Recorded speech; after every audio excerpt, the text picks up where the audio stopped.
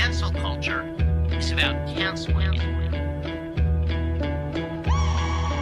Up yours. Woke moralists. Up yours. Systematic bullying that's happening. And they believe that they did that. Cocaína.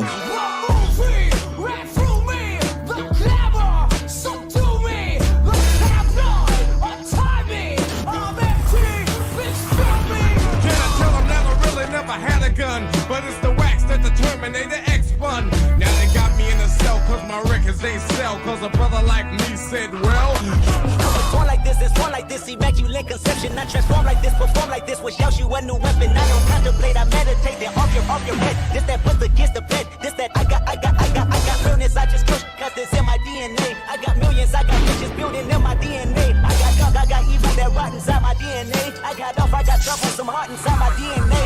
They seem animalistic is what I mean. No, they're worse than animals. The woke mob, they ruin everything. They stopped Ben Shapiro from going to events and speaking. They stopped Ann Coulter from doing it. I will never surrender even a single inch of ground to a pitchfork mob. You never cave to the mob. We will never bow to the mob. Ever. No matter what. Do you see the final expression of cancel culture in terrorist groups like We'll see who cancels who. They want you to comply. Hey. It's the Game Awards, so I thought it would be appropriate, you know. Luigi, how nice to see you. The character from the video game, Super Mario Mamma Mia. Yes, yes. See, I figured that if you decided to watch us instead of the Game Awards, I wanted to give you the feeling that you're not missing out. So I decided to, That's nice. That's yeah. nice. I also decided that while we were streaming, I was going to play Super Mario Brothers All-Stars, Super Mario Brothers 2, the game, and I was going to play as the character Luigi as well. So I got that on screen right now. So I'm actually nice. I'm in World 1-1, but I'll save it for once we get going. I'll take that off. It's gonna get hot. How are you doing? We're the only ones today so far. What? Oh, okay. Yeah, Bender and Ariana will come on in a little bit. They're both going to be late. David is watching the Game Awards. I'm jealous, and I'm sure Rebecca will be on some of the Game Awards. By the way, I don't mind watching some of the trailers. I do like the trailers, but I'd be down for that. Yeah. I just realized that they announced a new. Well, I won't spoil it for people who are watching us, but they watched something that made me, or they announced something that made me very, very happy. I don't know. Yeah. Should I just say it? Yeah, just say it. I mean, they're all live now. It's not a spoiler. Okay. Elden Ring, Night Rain. Oh, there's a new one. It's a co-op game. Oh wow! It looks very good. I watched the trailer just beforehand, and I'm very excited. Yeah, and the Witcher 4 also with Ciri. I protagonist. I haven't played the Witcher games. I have 3 on my PS4, but I haven't played through it yet. But I've heard they're really good. Same. I haven't played it at all. Or I haven't played the first 2. The third one I actually did try. I just played it for like a couple of hours. I haven't given it enough time. So, but yeah, it's just us today, and I hate that because now we have to fill the air. I'm so burnt out on the news. I did have some stuff prepared though. That's good. I mean, I can talk about virtually anything. I've been covering the news all day live on the stream.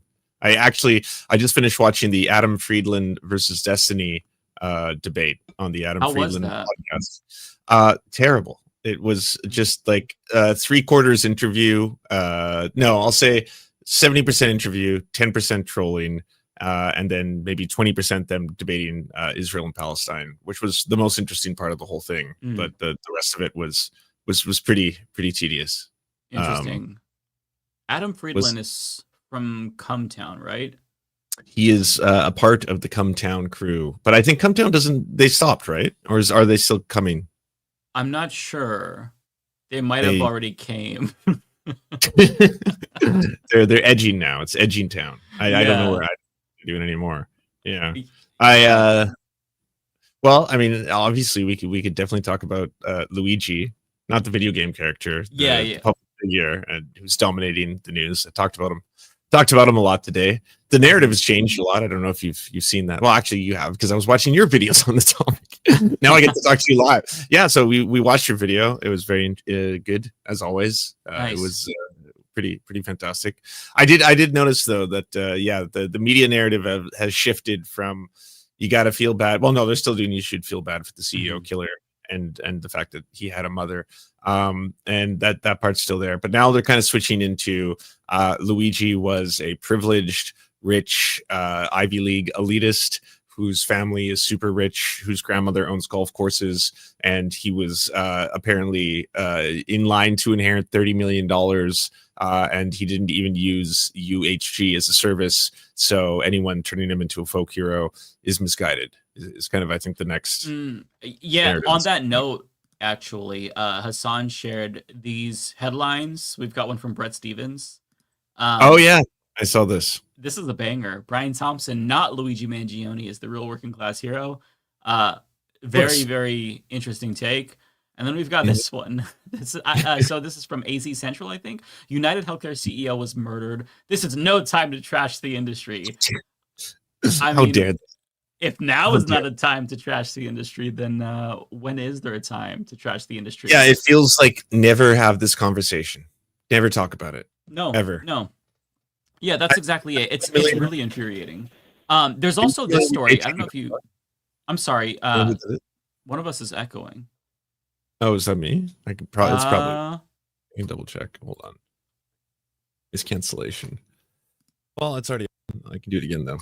Oh, there we go. It's better now. Try to say something. Hello.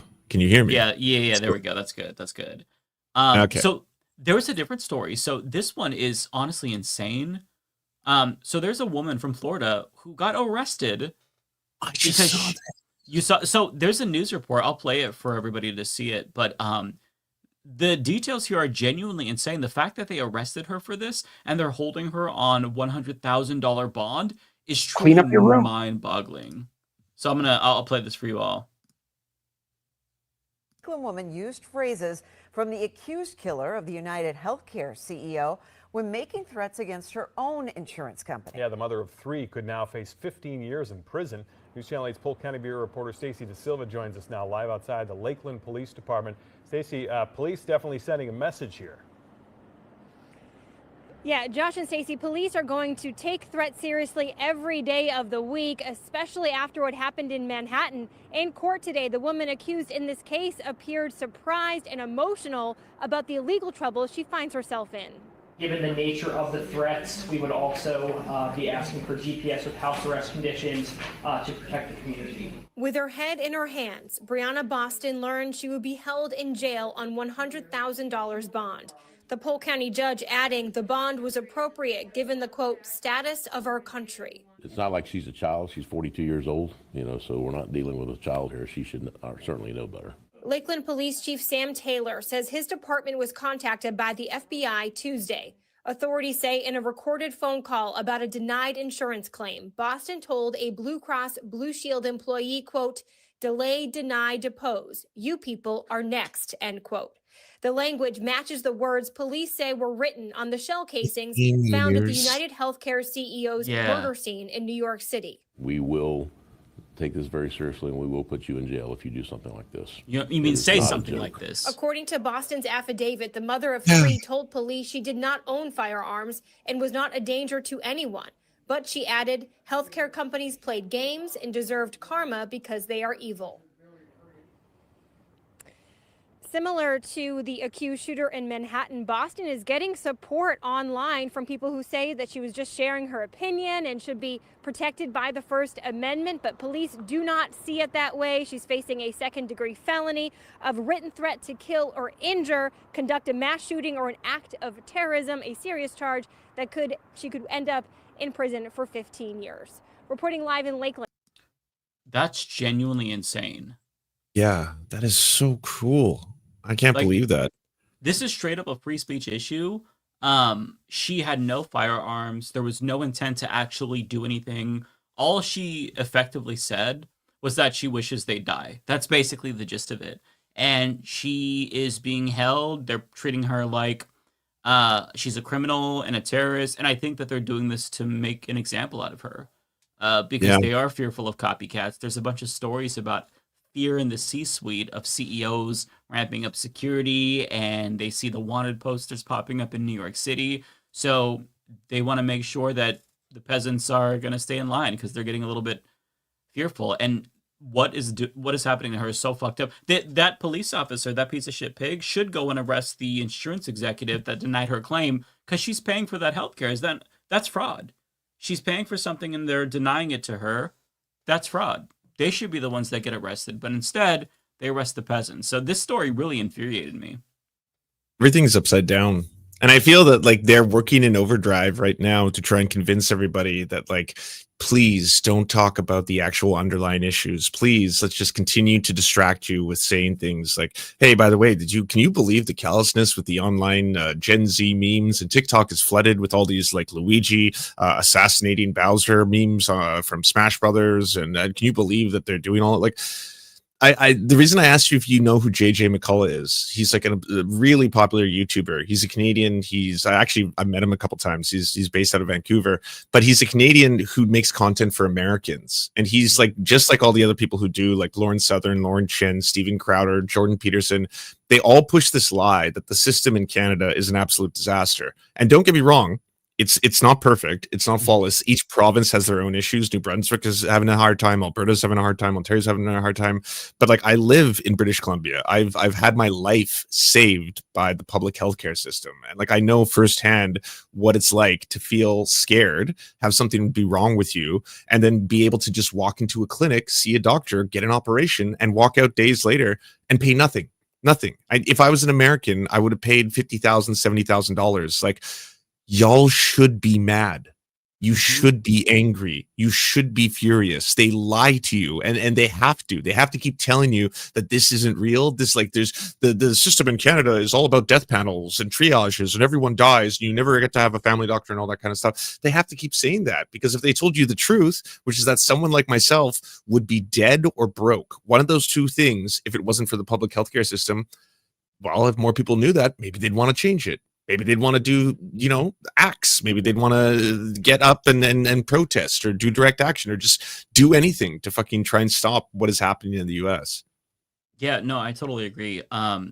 It feels like we're being gaslit almost, where you see the reaction from people who are very rich and privileged on both sides of the aisle. Not to be both sides bad thing, but like, you see Ben Shapiro, Pod Save America, they're getting the same. They're basically giving the same response, and they're trying to tame the anger of the masses and shame them for feeling no empathy. But in actuality, these people, they also don't have any empathy. It's just that the empathy that they have lies with the CEO, who happens to be in their same class, whereas they have no empathy for that CEO's victims. And that's what they don't understand. We see the CEO as a serial killer. So we're not going to feel bad when somebody kills the serial killer. It's like you're watching Dexter and he kills these serial killers. Are you going to be like, oh no? I mean, we're talking about fundamentally bad people, and that doesn't mean that we're going to go out and do crimes ourselves and kill people. We're just not or that we're telling our audiences to be clear. That's another thing that's been levied at us, right? Like, I saw Actual Justice Warrior is making all these posts about how like all these rich leftist podcasters and streamers, they all have health insurance themselves, or encouraging their audiences to go commit acts of violence and stuff like that. And I was like, not a single one of us has said that. No one. Yeah. I don't know a single person who's been like, yeah, please, this is the only solution. We must all be Luigi's, right? But I think everyone is just that's to distract you too. That's to like to try and make the whole thing seem as if like I forget who's doing it towards Matt Leck right now, but they're saying that like Matt Leck is an out of touch New Yorker who doesn't know what it's like to ride the subway. Oh, hey, Ariana, you got your internet back. Hi, how are you? I know it was treacherous today. How are you guys? Not too bad. How are you? What are we talking about? Hey, do you want to pull your prop back out and we can? You were talking about Matt Leck, though. Somebody was Okay, I can. Yeah. Oh, I thought I'd bring this out today for the Game Awards. Where did you get that from? It was a Halloween costume from a couple of years ago. Okay. Oh yeah. I thought They you sold out got it everywhere. for a reason. Yeah, no, just it's the Game Awards. I wanted to celebrate one of my favorite characters. Okay, I see you. Is this episode 103? Yes. Okay, yes. got it. I just wanted to make sure.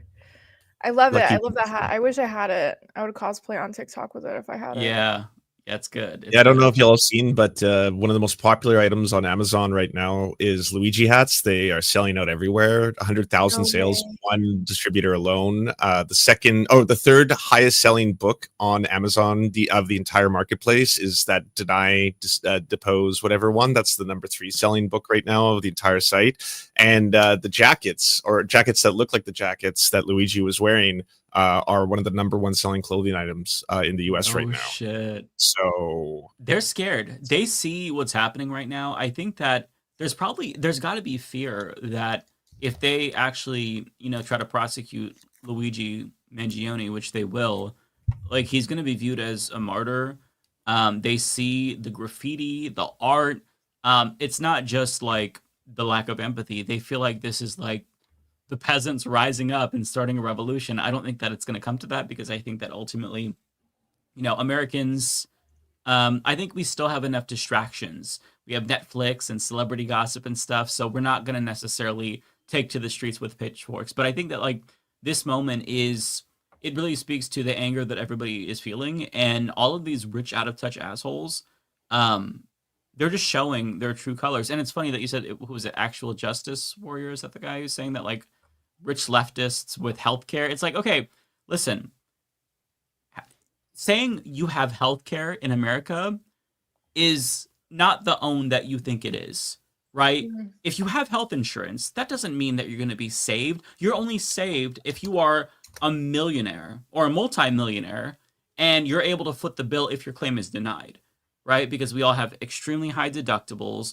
We pay for healthcare every single month. We might not be able to have the cost of treatment that we need covered. So saying, oh, well, you have healthcare, you're privileged, we're in America. What are we talking about? The only way you're actually safe is if you are a fucking rich person. So people saying that are so like disingenuous. And as an American, I feel like that guy I don't know anything about him, but I feel like he would have to know that as an American who has experience with the healthcare system. Because I have healthcare technically. I pay $906 a month for it. I get a $3 discount. Absurd. I get a $3 discount though on my prescription. That is $67 every 90 days. So, it's a pretty sweet deal. I am privileged. But no, I mean, what we see right now is the peasants are pissed and they want a policy change. But everybody in media wants to clutch their pearls about the lack of empathy, but they desperately are trying to pivot away from the policy conversation and distract everybody with, the details about the shooter and the response. It's so gross, the lack of empathy. Fuck you. I just want people to see through it. Like, that's my goal. I want people to see through it. And thankfully, you see, like, Pod Save America, for example. If you go to their comment section and look at the new comments, all the people there are saying, hey, we know that John was part of that nonprofit that tries to suppress support for Medicare for all. I only learned that from your video. I didn't know that. Yeah, now everybody knows it. You have to know that these people, they have ulterior motives. They don't care about you. Oh, sorry. The paper towel that I have taped up to my light just fell down. Hang on 1 second. I got to fix that. It's very bright. I'm rich. I got a paper towel as my light. Yeah, I also just love the idea in theory that, like, even if someone did have healthcare, they can't advocate for other people to do it, because, like, I have healthcare just by virtue of the fact that I live in Canada, so I don't have to worry about this at all. I'm not even an American. I still want Americans to have healthcare. I think of Americans, especially mental healthcare, especially if the world's most powerful country with the most guns and the world's, like, leading arms manufacturer, if they're healthier, if they're happier, if they're better and more content in their lives, they're less likely to keep going to and barreling towards fascism. So I think it's a net benefit to the world to have Americans be healthy, even though I'm not American. Yeah, sorry, go on. No, go ahead, Ariana. It's just not only that, but every country that's comparable to America, let's say for example Sweden or Britain, their life expectancy is so much longer than Americans. Like we have the lowest life expectancy in other countries that are comparable to us. So, you know, just life expectancy wise too. And we pay the most. We get worse outcomes. It's a catch-22. Yeah, this whole story has really it's pissed me off. I hate that these people who have no moral authority whatsoever feel like they can emotionally blackmail us and make us feel like shit. Like the worst ones are the genocide supporters. Those are the ones. Yeah, we can have a conversation about Josh Shapiro because that man pissed me the fuck off this week. That man pissed me the fuck off. He did this whole press conference about like the moral superiority and how, you know, this is wrong to incur, you know, I'm upset with the public and how you guys are supporting the cold-blooded murder of a CEO. First of all, you sign bombs. There are pictures of you signing bombs, babe. Yep. That's first of all. Second of all, you literally served in the IDF. You voluntarily went, and it wasn't like, you know, some people that live in Israel, they're like, well, I was forced to serve. They make us serve for 2 years. Okay, whatever. I don't like that either, but fine, right? This man voluntarily was like, you know what? I'm going to volunteer for the IDF. He was not mandated to do it. He just did it for, you know, shits and giggles. So not only are you out here signing bombs with Zelensky, I don't give a fuck where those bombs are going. I don't like that. But second of all, you're also voluntarily going to serve for an army that has literally been designated for committing genocide. And this isn't up for debate anymore, right? You know, the ICJ, the ICC, NATO, UN, Amnesty, this week. Everyone is saying that this is a genocide. This is not a debatable, you know, point of conversation. But you're sitting here and you have the gall to tell everyone, oh, but you encouraging this murder of a CEO is wrong. Like, boy, shut the fuck up. Like, sit the fuck down. Like, it's just like, for me, like, you're the last person I'm going to listen to when it comes to this. You really are. I don't care about what you think is morally superior because in my eyes, you're a devil. Like you're pretty comparable to the devil. You literally served in an army that's conducting genocide right now. I don't want to hear shit from you. You know? All these politicians, they are guilty of social murder themselves, right? Brian Thompson would still be here today if they did what they should have done a long time ago, give us Medicare for all. So I'm actually the true fighter. I want to protect these CEOs from other Luigis or Waluigis or Marios.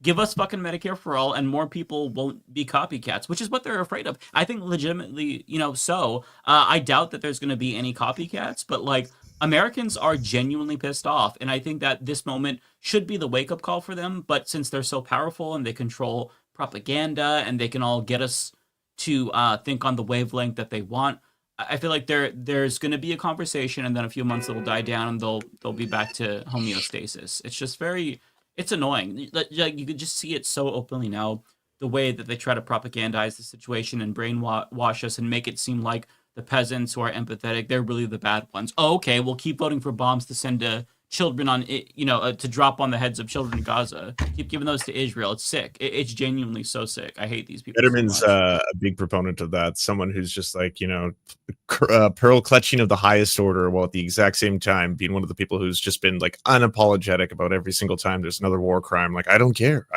Israel has the right to defend itself. Hamas is a terrorist organization. I support Israel. Yeah. No, to them, there's this disconnect. They think that, somebody who okays a decision that leads to a murder is not the same as somebody who pulls a trigger.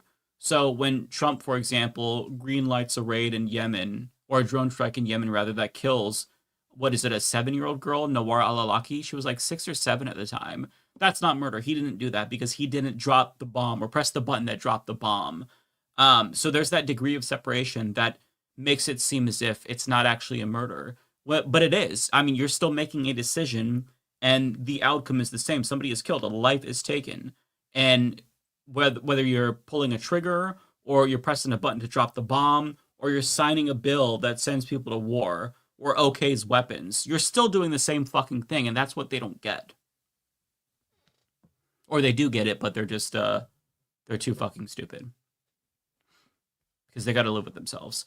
So I was going to say, have you read all the headlines about like there's so much weird information coming out right now. I'm kind of really curious as to like why there's all these different narratives. There was an actual somewhat positive article in Pop Culture about Luigi that was like he originally was going to use a bomb, but then decided that he didn't want to like actually hurt any innocent people. That was interesting to see. But then there was that really weird one that came out of TMZ that was like we spoke to Luigi's landlord who said that he was having difficulty with his back problems having sex, and then I was just like, why the fuck would a landlord either know that, or why would you talk to the landlord about that?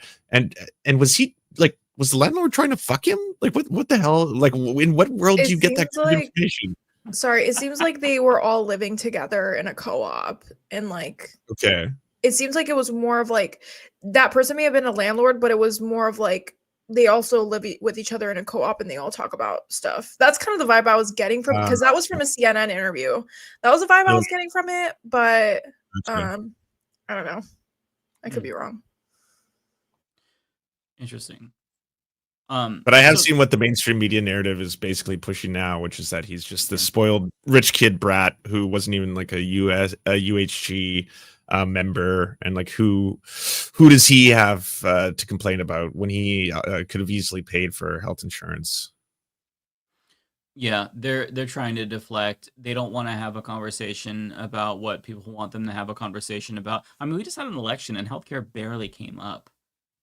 Kamala Harris proposed the expansion of Medicare, but I mean, how many of us would not have been able to benefit from that until we were elderly, or if we had parents that needed it? I mean, it's good policy, right? But all of these proposals from the Democratic Party and a lot of the proposals pushed by John Favreau of Pod Save America's nonprofit, they are intended to keep the for-profit model in place. You know, if you make tweaks to the for-profit system, then you're still going to allow these bloodsuckers to stay in place. But, you know, you have plausible deniability because you could say, well, it's getting better. Come on, stop getting pissed off.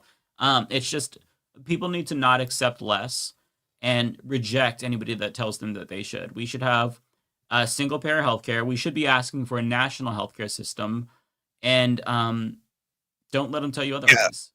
I like that part of your video because you were basically like, if they're going to continue to try and just service up crumbs, then we have to actually start asking for even more things, like having a national healthcare system like they do in the UK. But I have noticed that, like, you know, the Pod Save Americas, the Aaron Rupars, a lot of the liberals who talk about this issue, they want you to be happy with crumbs. That's what I've come to realize. They want you to suddenly see something like, hey, by the way, did you know Joe Biden lowered the cost of prescription medication for 5 specific commonly used drugs? And then, like, you know, that's better than Trump would be. And I'm like, yeah, of course that's better than Trump would be. But like, it's a pendulum in the United States. You get 2 steps forward, Trump comes into power, you move 10 steps back, and then all of a sudden you get these little crumbs, and they're like, but you got to be happy with the crumbs. You got to be satisfied with that, because at the end of the day, the alternative is so much worse. And I'm like, no one is saying the alternative isn't worse. No one's saying that Trump doesn't suck. No one's saying that he's not going to make things worse for everybody.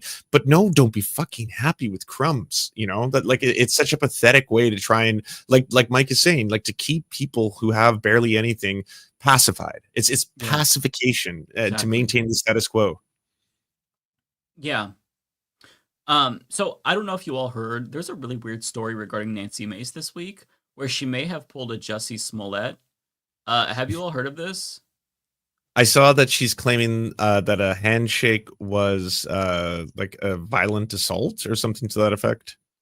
Yeah, so to my understanding, she attended a youth event. This guy shook her hand and said he was disappointed with her transphobia, and then afterwards she said it was an assault. He got arrested, and she showed up to Congress with her arm in a sling.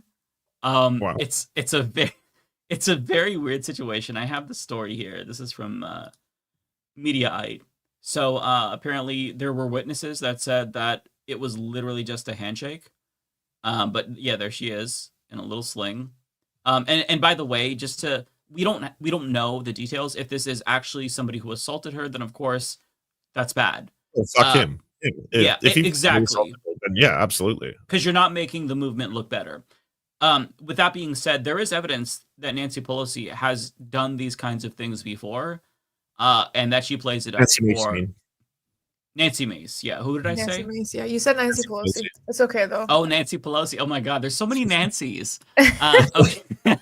I mean, Nancy Pelosi's doing some fucked up shit right now. She's trying to stop AOC from becoming the new leader of the what is it, the House Committee? Is that what she's running? Yeah, she is. She's trying to stop it, but she has this tendency where.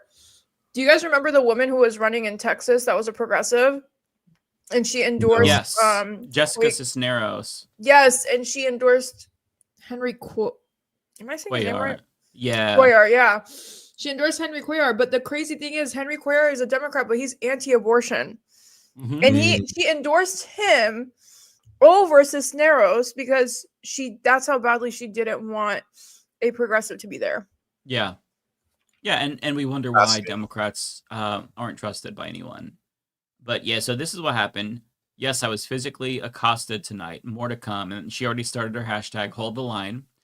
She says, I was physically accosted at the Capitol tonight by a pro-trans man. I don't know why she is censoring that. One new brace for my wrist and some ice for my arm, and it'll heal just fine. The Capitol Police arrested the guy. Your trans violence and threats on my life will only make me double down. Fuck around and find out. But this is apparently what happened. So a former foster youth and award-winning advocate for children was arrested at the U.S. Capitol tonight, a bizarre twist in an otherwise celebratory day of events after South Carolina Representative Nancy Mace accused him of assault. The incident took place outside a House of Representative office building following an event honoring the anniversary of a landmark child welfare law where Mace... Hi, Matt. Oh, hey, Matt. Hello. Welcome. Hi. We're talking about a possible false flag with Nancy Mace. An assault that she claims. What else? happened. What did I miss? Oh boy, I missed a lot, didn't I? You missed quite a bit. Yeah. Uh-oh. So catch basically, me up. What are we talking about today? We just started this story. So, okay. Nancy Mace says that she was assaulted. Eyewitnesses say that it was just a dude shaking her hand. And she showed up with a sling and a little wrist thing.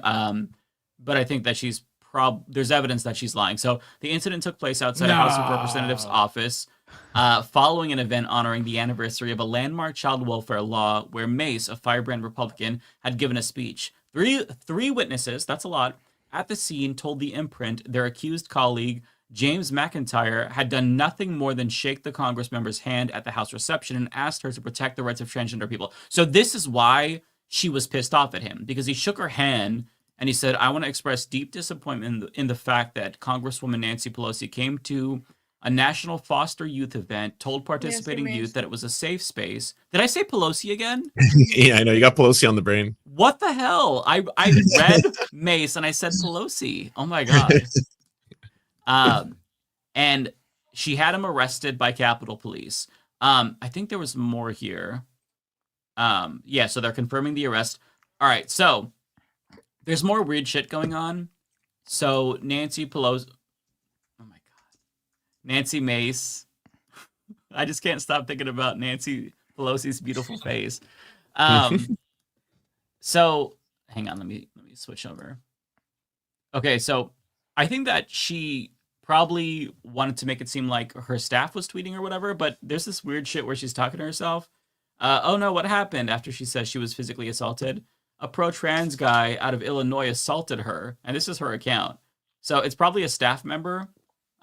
Their theory here at the Midas Touch was that it was a burner account. I think it was probably a staff member, but it's weird because she's not using her Congress account, the Rep Nancy Mace account. She's using her personal account. So it kind of feels like she forgot to log out of her burner. And then this person asks, you okay? She's in pain, but she will survive as she always does. So it's probably a staff member, but it's still weird nonetheless. Now, this person here, Natalie Johnson, says that, and by the way, this is her posing for a picture with her sling.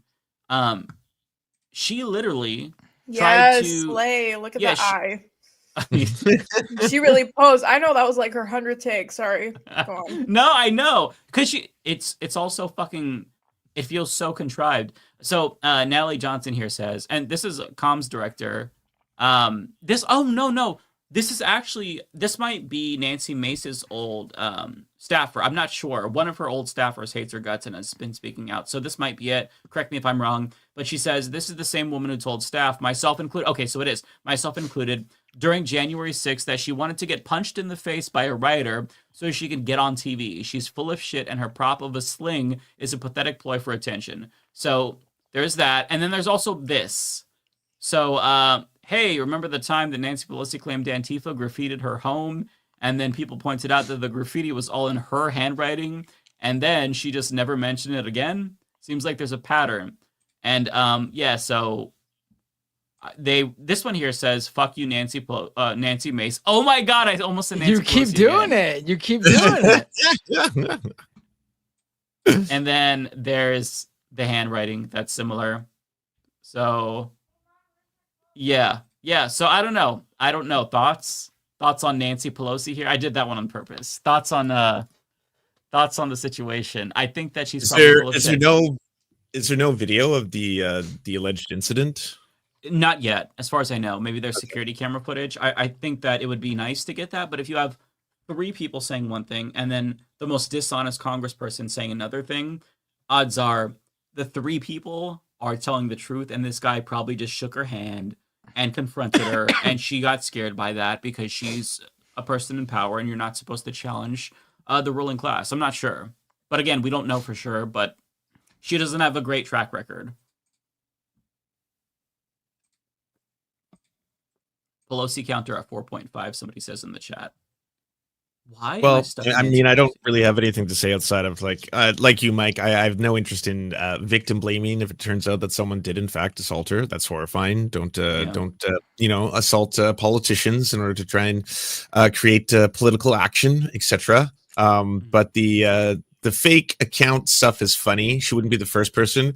I mean, I guess that's not as pathetic or sad as like the white dudes who pretend to be black people to try and pretend like, Republicans are on their side. That's probably the funniest. Like that one guy is like, as a black gay man in America, and he's in Browning. Dean Browning forgot to use his burner account. Like that shit is supremely funny. So once it's caught, yeah, it's hilarious. I'll make fun of it. And until then, seems what do the kids say? Sussy baka. Yeah. What's funny is I'm remembering do you remember that old dude? I think this was during the Black Lives Matter protests in 2020. He claimed that his driveway was graffitied and he wrote "Blacks Rule" in his driveway. That's right. I do remember that one. Yeah, that sounds like something somebody would say. Blacks rule, man. Yep. Actually, a lot of people in the Black community have very respectfully asked people not to refer to them as that. So that should have been the first tell. Well, I mean, he thought that it was very believable and had no thought about whether or not people would think it was questionable. So, yeah. And that's Helter Skelter tier of trying to instigate racial animosity. Yeah. And Nancy Pelosi did the same thing, apparently, where she wrote, "Fuck you, Nancy Mace. I said Nancy Pelosi again." I mean, they're both ass, so it's fine. True. It's true. At least you're confusing 2 terrible people with each other. When I mispronounce someone's name that I don't like, I'm like, I don't care. I'm known on Twitch for this. I'm known for mispronouncing everyone's name because I just, half the time, I don't really care to pronounce their names right. But when it comes to Nancy Mace, I feel like, I hope this actually didn't happen to her because obviously these kinds of acts don't help the movement, but it's giving the boy who cried wolf. I don't know. That's just kind of, because listen, if someone attacked me, I wouldn't be posing in a sling, like trying to look cute. You know what I mean? I would be traumatized. Mm-hmm. And if I were to talk about it, I would make like a text post and say like, I was attacked. This is what happened. Blah, blah, blah. But I don't know. The way she went about it is just kind of giving weird vibes. But I mean, who knows? Maybe it did happen. Maybe it didn't. But for me, it's like, do I believe that someone that's so highly regarded in the space of where you protect children would do something like that? That's probably gone to hundreds of these events. I'd say the probability is a lot less than what I would expect. But her former staffer doesn't believe that it happened to her. A former staffer of hers called her out on Twitter for I think she called it a prop sling. Yeah, that was something like that. Natalie Johnson. Yeah. I mean, the fact that she immediately announced it with a hashtag is very bizarre to me. It feels like you're minimizing your own assault if something like that happened, right? Like if somebody beat my ass, the first thing I wouldn't think to do was, okay, let me come up with a hashtag. Protect Mike. Like what? Like that's fucking deranged. You know what I mean? Like I don't know. That's fucking deranged if you ask me. I don't know. I would start the hashtag kick Mike's ass too. I'm gonna get my ass kicked for talking too much shit. It's okay though. It's okay. So what did I miss before this story? I want to make sure so- I'm not gonna ask to cover something that you've already talked about. Well, I don't think we talked enough about Luigi. Yeah, we can go back to Luigi. Oh, you talked about Luigi? We talked about Luigi. did. Are We we gonna talked be about talking the- about TYT because I Yeah. feel like some shit went down this week. Oh, I lot- want to be a here lot for of this. shit You guys, you want guys want to talk about that? Oh, We you're can wearing talk a about it. Luigi hat. Ah, It's the Game Awards, Matt. very nice. Yeah, it's not the Game Awards. Yeah, I'm gonna go get some caffeine because I'm like dying. My brain is so cooked. I swear to God, I recorded so many videos this week because I'm gonna be. For those who don't know, I'm not gonna be on Leftist Mafia until January. This is my last episode. I'm taking some time off, so I have a bunch of stuff that's pre-recorded. I worked so hard on this. It is not just like filler content. One of the videos is kind of filler. But they're all like I worked so fucking hard on it, and my brain is cooked. I'm Joe Biden, man. I'm fucking straight up John Fetterman mode right now, so I apologize in advance. I have to get caffeine, but I'll be right back. John Definitely. Fetterman mode. Oh boy. All right. So what do you guys want to talk about? You want to talk about Lance? It seemed like you had something ready to go. You want to I wasn't feeling spicy. I'm trying my best to both play Super Mario 2 as the character Luigi right now, while also having in-depth. did someone political join? campaigns. Oh, look at that. Someone just joined us. We got, here she comes. She's joining us any second now. I see her at the ready. Here we go. She got a big old smile on her face. She hears me talking about her. She's ready to go. Here she You have to comes. wait until Mike gets back to pull her in, don't we? I She's assume not you're. on yet, but I can see her. Okay. Oh, okay. All right. Yeah, Okay. in the StreamYard back end, you can see who jumps into the studio without being on screen yet. I got you. Yeah. I don't know, Ariana. Did you want to go right for tea? I can. Oh, I don't know. There was just some drama on Twitter with There was a TYT. lot of drama this week. There was a world of drama. It was I know. more than anything else. I saw the Anna and Emma exchange that I thought was very interesting. That one depressed me. That was kind of sad. Yeah, it was. It was. Yeah. And the way she responded to Christina, I was like, all right, bro. Like, That was gross. all right. Are we gonna let Rebecca in or like what's going on? No, she can come in whenever she wants. She's I thought she's busy. I thought she was doing something. I thought she was setting up. Is she ready to come in? I don't know, because she shouted to us, so you're not gonna let me in. I'm assuming gonna. she's ready. I didn't know that. Oh, hey, Rebecca. I thought you could come in. You can't So come in on your own. rude. You can't come in on your own. No, I can't come in on my own. On StreamYard, the hosts, whoever is the host, they let me in. Oh, so I was mentioning, I saw you come in I thinking you were heard like you. getting things ready, but it turns out that I thought you could come in, but being that you couldn't, I was actually sort of taunting you, I guess. No, yeah, you Oh, are. look, And there it's funny she because is. usually I'm so used to being let in while I'm just getting ready. In that mode. So I thought that they were just gonna let me, like, in, because I'm always usually like trying to get things ready and I log in, and then but there I am. You was talking. I'm like, so y'all just gonna keep me in the bag and not let Oh me my in? God. I That's leave for 2 really minutes. funny. I leave for 2 minutes and all hell breaks loose. And the whole thing falls apart. I thought Yeah, we have I thought Rebecca could come in, and I saw her pop up in the studio like right away, and so I was like, "Oh, look, there she is!" And I thought she was just getting stuff ready, so I didn't bring her on. So you were myself, being and I thought mindful? she could. I was being mindful, but in actuality, it seems like I was like taunting you, like, "Oh, she wants to come on. Oh, there she is." It was I'm not giving gonna that let her on. Very much. They know how much you hate me anyway, So it works. So how you doing? Good, thank you. I just came from a holiday dinner with my sissy, so that's why I was later than Oh, nice. kind of. Yeah, my sister and I we just went to dinner to have some Christmas vibes. And yeah, it was like I guess she was having a little bit of a heavy day, so I told her let's go to dinner. I thought we would make it back in time, but Atlanta traffic is really bad right now. I mean, it's always bad, but I guess everybody is outside at this time of night, and yeah, so. But I'm here. What's up? What's up with y'all?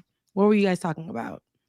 You all were gonna get into some spicy stuff before I left. I heard you about to talk about Anna Kasparian, Ariana. Let me run the back, because I like to hear tea. So what was happening? Well, there was a major GYT contributor who quit this week, and you know, he was on Benjamon Dixon's show. Shout out to Benjamon Dixon, who did a really interesting interview, and I listened live to the spaces that was being hosted as well about that. I think because this week also Anna came out with an episode on Glenn Beck's show. If anyone's not familiar, Glenn Beck is a right-wing commentator in the United States, previously a host of Fox News who was too crazy for Fox News. And he's been running the blaze ever since. And he's also notably one of the people who was pushing a lot of Obama's racist towards white people stuff and making that popular back in the day. And he sucks. He's just a horrible, bad human, and really shitty to see her going on that show and normalizing a lot of discourse surrounding, you know, the idea that the left are hyper orthodox. They are a cult. You're unable to step out of line if you do even slightly don't agree with them on 90% of issues. They will dogpile you and all the same talking points over and over and over and all that weird shit. And I guess some of that came to a headway with her feuding with Majority Report, Cenk feuding with Majority Report, them calling out Sam Cedar, amongst other people, and them fighting publicly on Twitter, which was really sad to see. With the girl, I saw that they were going back and forth. Emma and her also were going back and forth. I've seen that when I had popped in for a little bit, but that was really interesting to see because I know that at one point a few years ago they were like friends. So to see that was, I mean, not surprising because your friend could be a bad person. I'm talking about Anna Kasparian. Like she could turn out to be, you know, Satan, and you don't have to be attached to that. And you can still speak up about that. I don't like when Anna comes out and she says things like I made you, like that's the vibes that she tries to give. Like I made you. They both give that vibe. Yeah, well, they both give True. that vibe. Yeah, not you throwing shade. Okay, but yeah, that the group of people there. But Anna, who is I think not Emma, I'm so sorry, I meant Cenk and Anna. Yes, okay, Sorry. that's right. I just want to clarify that. They both give that vibe. Absolutely. Please. Yeah, Shots fired at Emma. They will be here saying, no, I love Emma. Good. She we love Emma. You guys. It's not Emma, but she was saying the main host, Cenk and Anna. But they do both give that vibe. I made you. I put you here.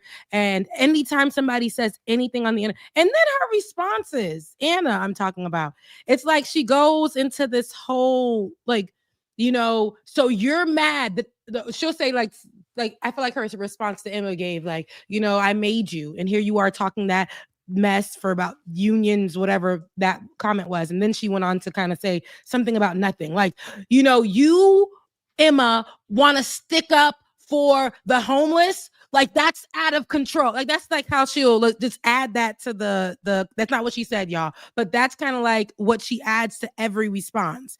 And it's like, girl, when did Anna get like that? But then again, like I said, I've saw some old stuff of her. I feel like she's always been like that, and she just grifts with the times. And now I think she's planted herself right where she wanted to be this whole entire time. It sucks to see. She said that Emma is okay with people getting punched on the subway. I think that was the accusation, which was just kind of out of left field. Like, wait, what? Like, what are you talking about? But I know what you're not talking about. But why are you bringing that up? What are you? And that's not true.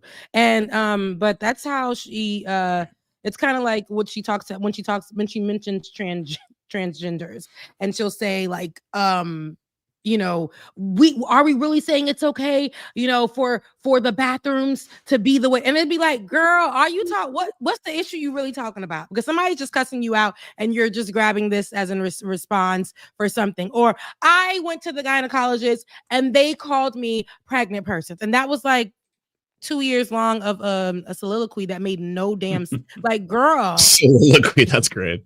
I just, you know, so I just feel like we're seeing these people unravel, but I feel like, do we think it's going to be the end of Anna? Because I feel like it's fueling the people to follow her. Well, the right to follow her more.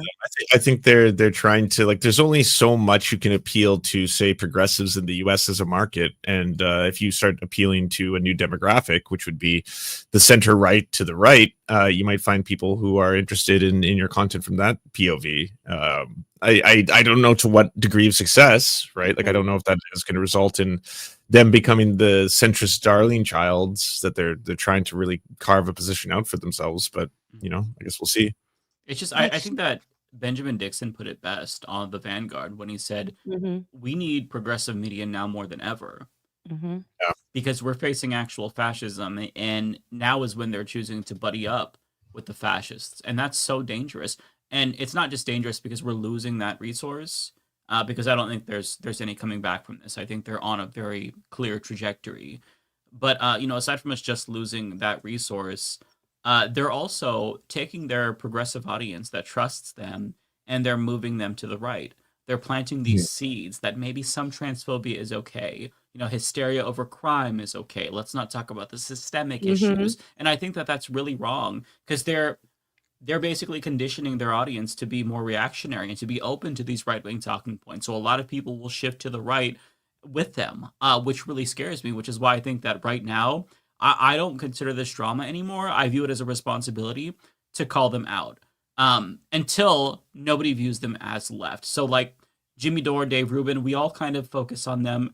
And then once it's pretty clear that they're not left wing and people don't perceive them that way, we all move on. Because the goal, even though it's fun to dunk on them and, you know, take shots at people who are stupid, the ultimate goal is to make sure that people understand that these are not left-wing actors and what they say is not representative of the left. They don't embody the ideals of left-wingers. And we're not like trying to gatekeep, but the problem is that if you try to I don't know, Mike, it sounds like you're trying to be the one true leftist, the Highlander of leftists, God. you know? Possibly. That's what it sounds like to me. Yeah, you're just trying to steal their audience. Well, you know what? Let's just we'll steal that branding. Leftist Mafia, homo progressives. Come and take it from us. It's like Cats of the Flag. By Polymarket Studios. Yeah. Yeah, maybe Binder. Okay, I'm actually glad you brought that up. I didn't know this until I was covering that story, that they have not only been sponsored by them, they now call themselves like broadcasting live from Polymarket Studios. Matt Binder. As the expert. I found out with you, Lance. I watched your video and I'm like, wait, they named their studio that? I just seen that today. They sold the studio naming rights as if they're like a sports arena, as if it's like, like a stadium. Yeah, as if it's like the crypto.com arena, or you know, well, more like the snake one. Okay, so can you explain to people what Polymarket is? Why it's actually kind of fucked to promote cryptocurrency gambling? Well, yeah, it's. I mean, I don't know. It doesn't even need to be cryptocurrency related. Honestly, I think anyone espousing leftist politics promoting a gambling website, period, is kind of a very bizarre thing. Like, listen. I have no problem if people gamble. I think adults have a right to do what they want in terms of with their money, in terms of spending their money on gambling, if that's what they want to do. But I'm not going to promote it. I'm not going to be involved in doing that. The same way, like, I would never promote crypto. Like, listen, if you are a world-class poker player, or you've figured out the secret sauce and when to buy and sell crypto, that's your deal. I'm not getting involved there. But at the same time, I'm not going to actively promote other people placing bets, throwing their money down on, you know, a craps table or whatever. Like, that's not what I think anyone who espouses left-wing politics should do. Like there are, I'm not knocking anyone. You know, this is a business, obviously. I mean, not this. This is definitely not a business based on how much I make. But the what TYT does is a business. I get it. Mm-hmm. But in business, you even non-political, non-leftist in business, you make a distinct you make a decision on who you want to associate your brand with, right? I mean, companies do this every single day. It's why companies choose to pull endorsements or stop advertising somewhere. I, even as a business person, would not want to associate my business with gambling or cryptocurrency or anything that provides any sort of financial advice to people, because I think you're in sketchy ground once you do that. I mean, you are advocating that someone do something by with their money that they think they will in turn get them more money. And you know, most people don't come out on top when it comes to this. Like, you know, gambling and investing, especially in cryptocurrency, if you don't know what you're doing, you're gonna be the one who loses out. Like someone's paying for the people who. I put so much of my own money into this. It was a Hawk coin to a called Hawk to a Coin. God damn it, Matt! I knew you were going. I knew you were where you were going. Sorry, I had to go Yeah, there. I mean, I just think it is. It is like I just would not associate myself with it. And so if you don't know what Polymarket is, it's basically a site where you can make bets on basically anything. It blew up during the election, where you could place bets on who would win the election, who would win Senate races, who would win. What would the electoral cryptocurrency bets on the genocide of Palestinians on Polymarket. Yeah, I kid you not. I went on not there, surprising because saw you it, could. and they have no scruples. That's like Wow. it doesn't say Anything like politics. will Palestine be Literally anything genocide. It's politics. like, do you think there will be a ceasefire in the next Yeah. week to the Israel-Hamas war and things? And I was like, that's just so fucked up to place prop bets And- on a genocide. Wow. And you use crypto to place your bets, and Peter Thiel is one of the backers of it. And I wouldn't do business with Polymarket. Yeah, but Peter Thiel also funds Facebook. Do you use a Facebook, Matt? Oh, Gotcha. It was funny because Don't even.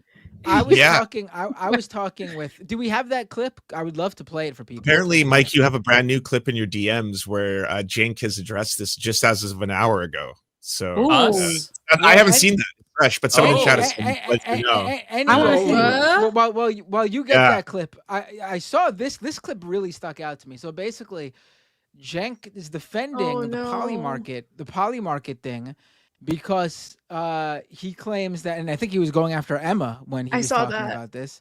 He said that Emma and other people use Facebook, and by using Facebook, which is backed by I Peter saw Thiel, that. While she is- was it is- employed by them, by the way, she Right, uploaded while videos she on was- Facebook on behalf of But it TYT. doesn't- but wait, hold on.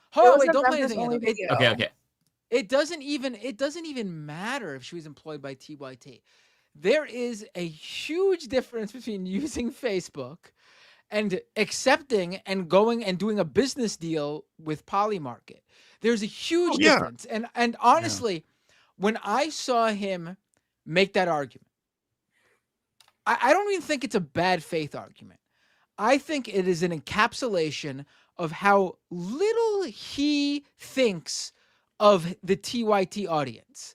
To make that argument, you must think your audience is fucking stupid. Yeah. You must think they are idiots. That you would make that argument and think that the people consuming your content, the people listening to what you're saying, would believe that you're making a good point. The idea that using a platform, just as a user, is the same as doing a business deal with a company, like actually doing A branded sponsorship, like a stadium. branded sponsorship deal. You must think your viewers are fucking morons. to make that argument. You really must think that little of them. If I ever spoke to any of you guys like that, I would want you to fucking cancel me, okay? Because it would Speak show like that to us all the time. how little No, I literally. think of you. Just kidding. Oh, I'm not talking about you guys. I'm talking about the audience. I think No, I look, much look, more that's highly y'all. of the Can I just audience say than I think of you something? guys. No, what Jank said was very much the same energy of like, for example, oh, you care about Congo. Why do you own an iPhone? Oh, Exactly. it's the Yeah. same energy. Like, oh, you care that I use Polymarket, but you have a Facebook account. Gotcha. No, here's You the know, thing. it Yeah. doesn't I don't work that care. way. I don't Yeah. care. I don't care if Jenk uses Live in a Polymarket. society, TM. I don't care. I don't do care though, if because Jenk- he has 6 No, million subscribers on YouTube. Like, that's a lot of listen. influence. I don't care if Jenk personally in his spare time takes weekend flights every fucking Friday night to Las Vegas and throws down all of his money on a poker table and does it every single weekend, and that's where his current source of revenue is. I don't care what he personally does. I care that he is promoting this to his audience. Right, Mhm. which was my point. Yeah, it's true. I get it. Mm-hmm. Live Yeah. from the Polymarket Studios, like, be for real. You're not the home of the progressives when you do that. Not at all. You're And just not. But but because there's a bag that they're getting, and that's more important. And we talked about this on the last episode. Money is where it is. They talked about that on the Vanguard with Ben. Like it Yeah. just circles right back to them getting the bag for this. And it's not about the work, it's not about the people. There's no heart for it. It's literally so they don't care how weird, sick it looks. They're still gonna be like, yeah, it's I'm not shocked, but it does how you guys, are breaking this down because it's like y'all giving me tea, it live in the moment. And just hearing it all, it's like these people really don't give a damn. No. They don't care. They wake up in the morning to start more like that lady.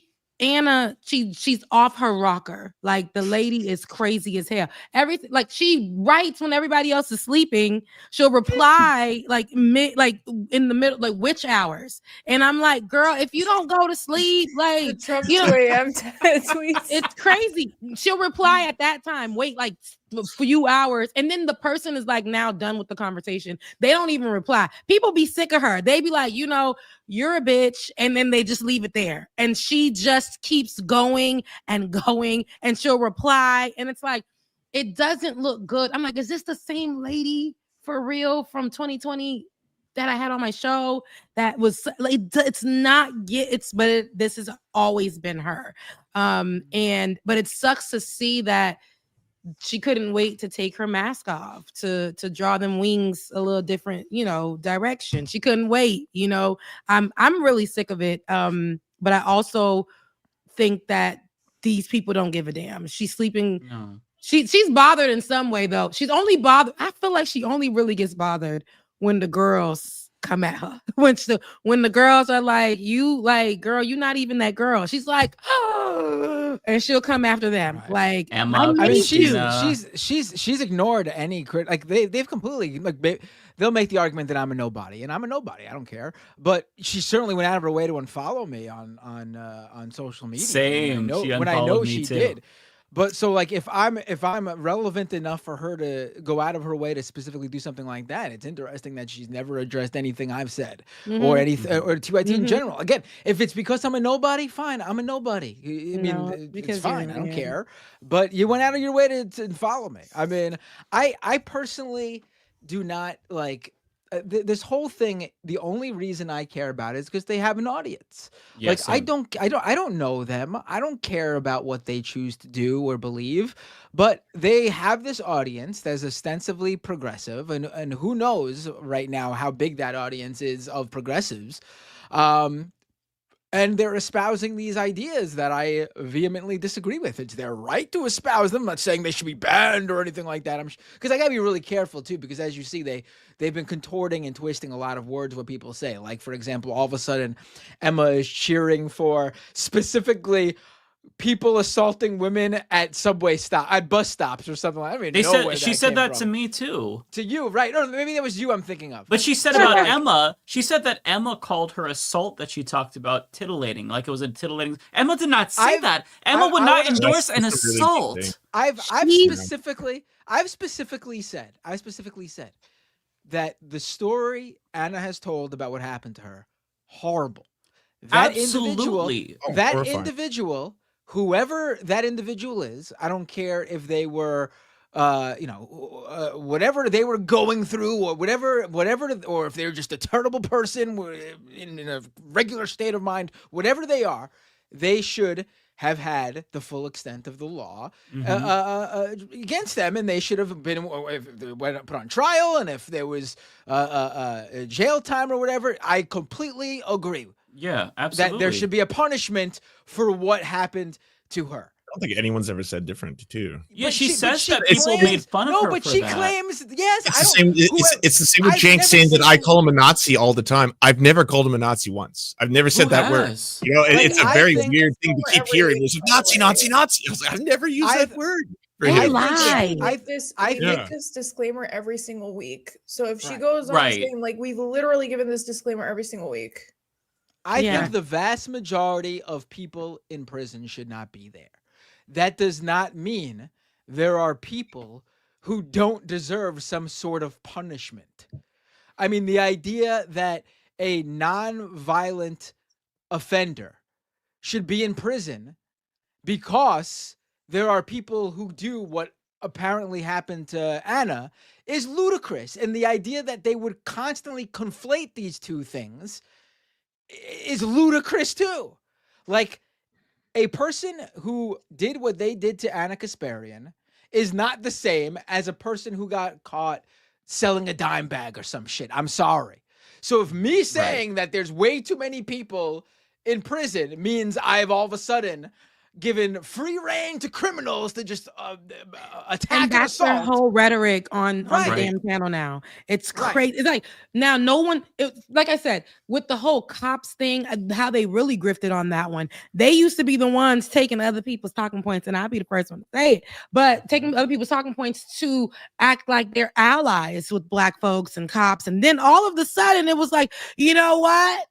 The cops need saving too. And it's like they're hurt out there. You know, I know great cops in my life, and this story is all about a Black person being killed, a Black child being killed, a Black whatever, and he's making it about cops. And because he was called out about it, everyone was siding with this tweet. It was given very Elon Musk, and he was like, you know what, bring her on the show. I'm gonna go back to LA because I ain't like how they try to do my good sis. And she gets on there and they set her up, but she handled that very well. They try to set her up and we're like going so hard at her, being very disrespectful, and challenging her. And there goes Anna again with the I brought her on this show because, and it was like, lady, let's be for real. And then try to say that Olay was a nobody, and I'm like, you guys brought her on because she is someone you guys saw her online, you liked her work, you've seen her on Rising, you've seen her on other stuff. She's not, so they try to do that whole thing and diminish her, and that didn't age well. So they're clueless on purpose, and they don't have to. They give very much old energy. And how old is Anna? I think Anna and me are like the same age, I want to say. But they get on there and they act like old people, like boomers, they have Fox News brain, Rebecca. That's what it's giving. Like it's like they want to talk to those people. And it's like it's giving very much Candace Owens in them. It's like Ben Shapiro, they all in the same kind of to me like vibes, and I don't want any parts of it. I'm forced to see it because I'm forced to have Twitter only, you know, to talk to y'all and my other show. But you know, it's and every time I get on, that's like the main thing that I see when I get on there. She don't sleep. I'm like, girl, you don't like. She needs to log off.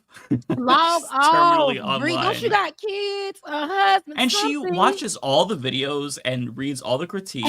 Every comment. You're not going to address them. Just don't read them. Like, it's really ridiculous. And then, but it's sad to see how this is where this has gone. Like, it is.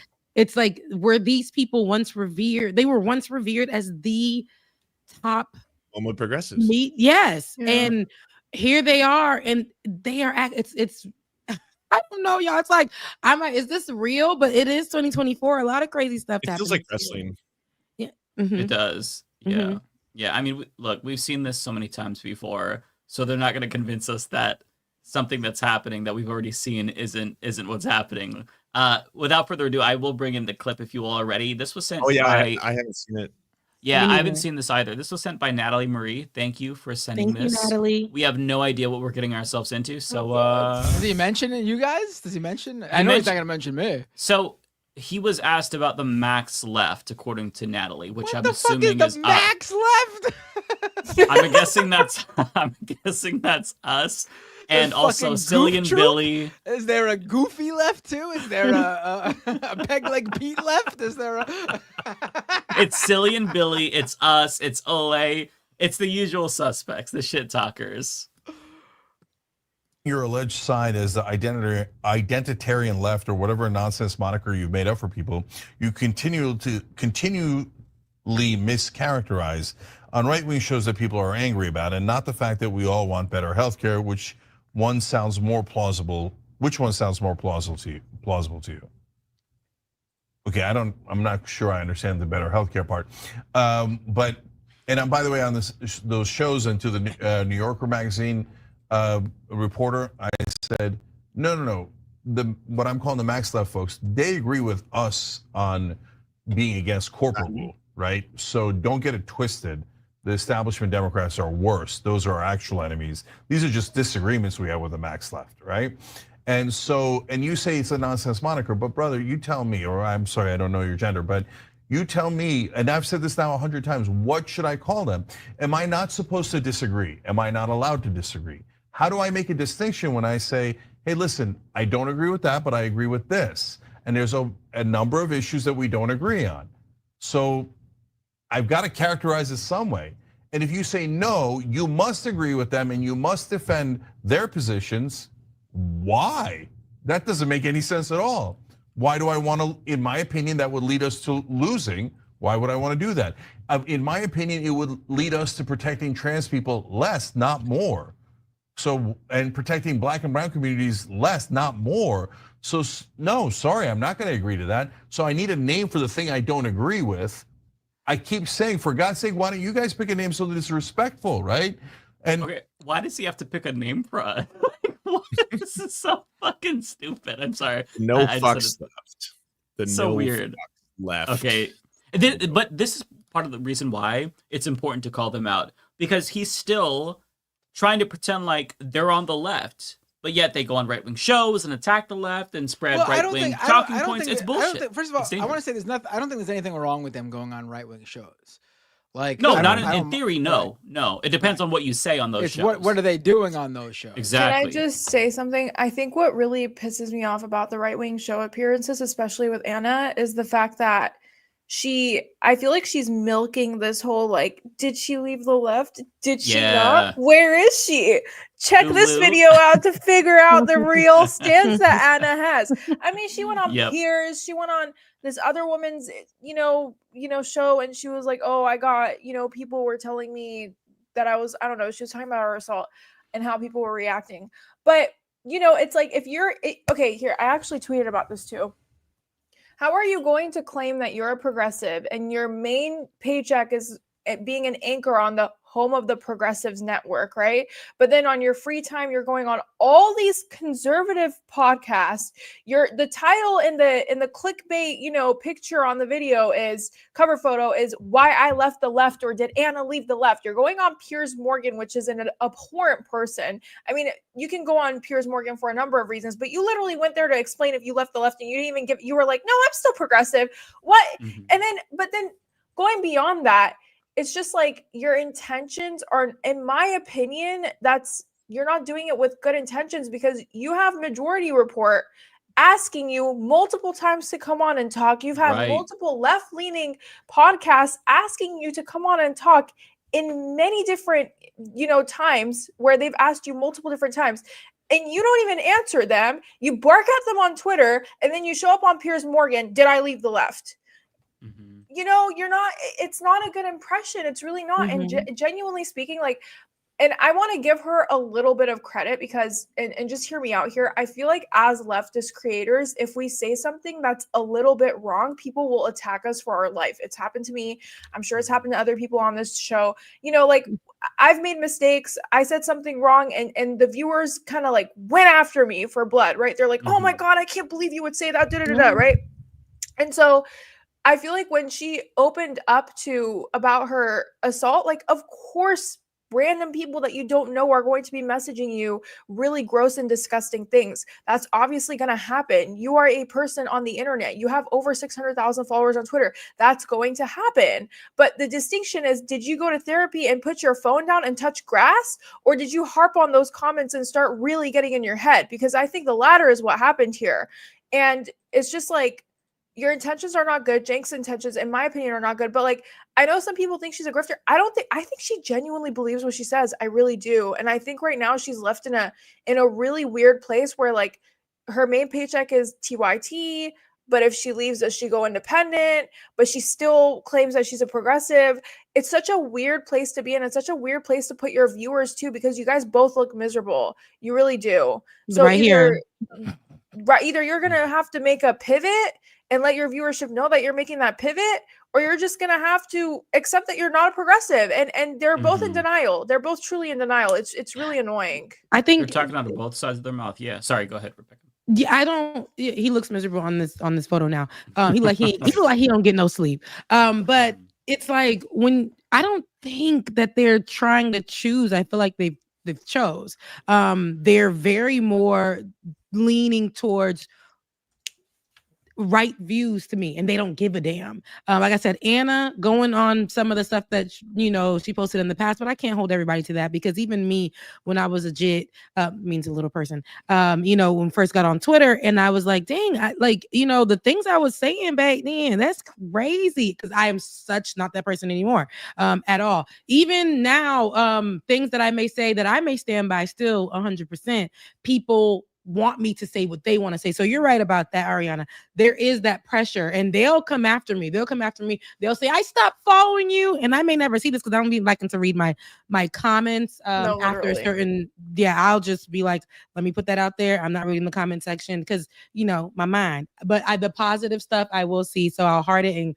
move on with my life. Somebody today told me, I criticized you, Rebecca, but I did like this video. Okay, well, you ain't have to put that one part, but it's just it's all people, like my camera. People get really upset when you speak your mind, but Anna has, and you're right, she didn't grift. I think she chose a side. She's doing this because she knows the content. She likes the attention. She likes the attention that she got before, and so now it's I think she thrives off of the chaos that's happening. She doesn't want to give us an actual idea. And she actually adds to it more when she's choosing a person to go after that used to be on her team. She will name them by name. She will at them all day long. And it's girl, but what?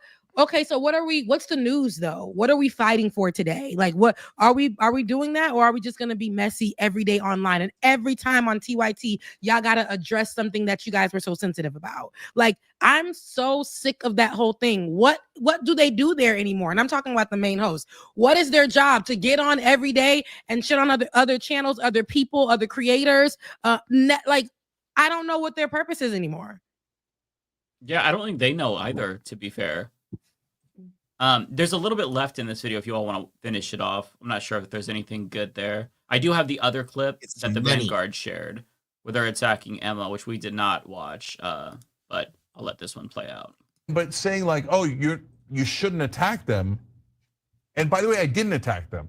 I disagreed, which I have every right to, and it's absurd to even have a conversation about me having a right to disagree on my own show, right? They attacked us. So I disagreed. I didn't say anything about bad intent. I didn't say anything about I don't like the folks in this category, blah, blah, blah. Attack, attack, attack, attack, attack. And then the minute I say something back, oh, I can't believe you're the meanie. Okay, well, if you believe that, you believe it. There's nothing I can do about it, okay? But there's tons of folks like that believe the same thing. He keeps saying this as if he hasn't been talking shit for months about people and taking little pot shots here and there at the left. Come on. But I don't even like care. Like who like yeah. First of all, like if he wants to be mean or take pot shots or say whatever, fine, let him. I don't care. The point is that the content of what he's saying is ludicrous. Like, for example, what I mentioned earlier about how using Facebook is the equivalent to accepting it had to have been at least 6 figures. You know, I don't know how much it would take to rename your studio when you run one of the largest online political and news outlets there is. Got to have been at least a 6-figure deal. And maybe I remember Hassan mentioning that they offered him $1 million. Polymarket offered him $1 million just to sponsor his election day stream.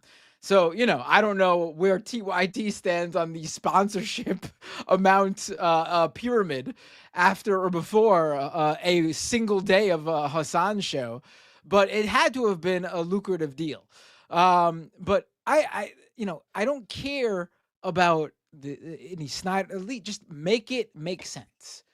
Yeah, but like so for all those topics, every single one of them is in bad faith. Just to be completely clear, right? Because like Sam Cedar has invited him onto his show to say, "I will just gladly discuss the issues. I don't care about all this weird tea or drama, all that kind of stuff." On the birthing person topic, there was a video from 6 or 7 months prior where Anna had the exact same position that everyone who criticized her did, which was inclusive language is good. Actually, she says that out loud. So that's like it's not a matter of them not knowing any better, right? On the Facebook thing, like I genuinely believe that like no one in their right mind thinks that's the same thing. To post a video to a social media site is akin to that's sponsorship. That's right. He knows. They know. They know. But that's what I mentioned earlier. Things aren't right. Yeah, that's what I mentioned earlier. Like that wasn't him saying something he believes. That's him letting his audience know how stupid he thinks they are. Like. That wasn't him sharing his belief. That was him trying to make the argument that he thinks his audience will believe. Because otherwise he wouldn't have said that. He's not dumb. Yeah. Like you could certainly have criticisms of Cenk's views, and I certainly don't think some of his takes are smart, but he's not dumb. He knows that that's a bullshit argument. I will say I'm going to put 2 videos in the chat. It's up to you guys if you want to play it. But one of them is Francesca and John from Damage Report actually responded to the contributors leaving TYT. Oh, did they? Is this recent? They did. Yeah, it's recent. I haven't, I kind of watched the video a little bit through the text that comes on the captioning, but I did put that in the chat if you guys want to watch it. But also there's another video where a very long time Hassan and another streamer went on a podcast and he talked about how he was treated at TYT when he first started. And this is in relation to the union allegations of union busting and just like pay to the workers. So if you guys want to play that too, that's in the chat as well. Okay. Yeah, this is the first one. I have not seen this yet either. I do love John and Francesca.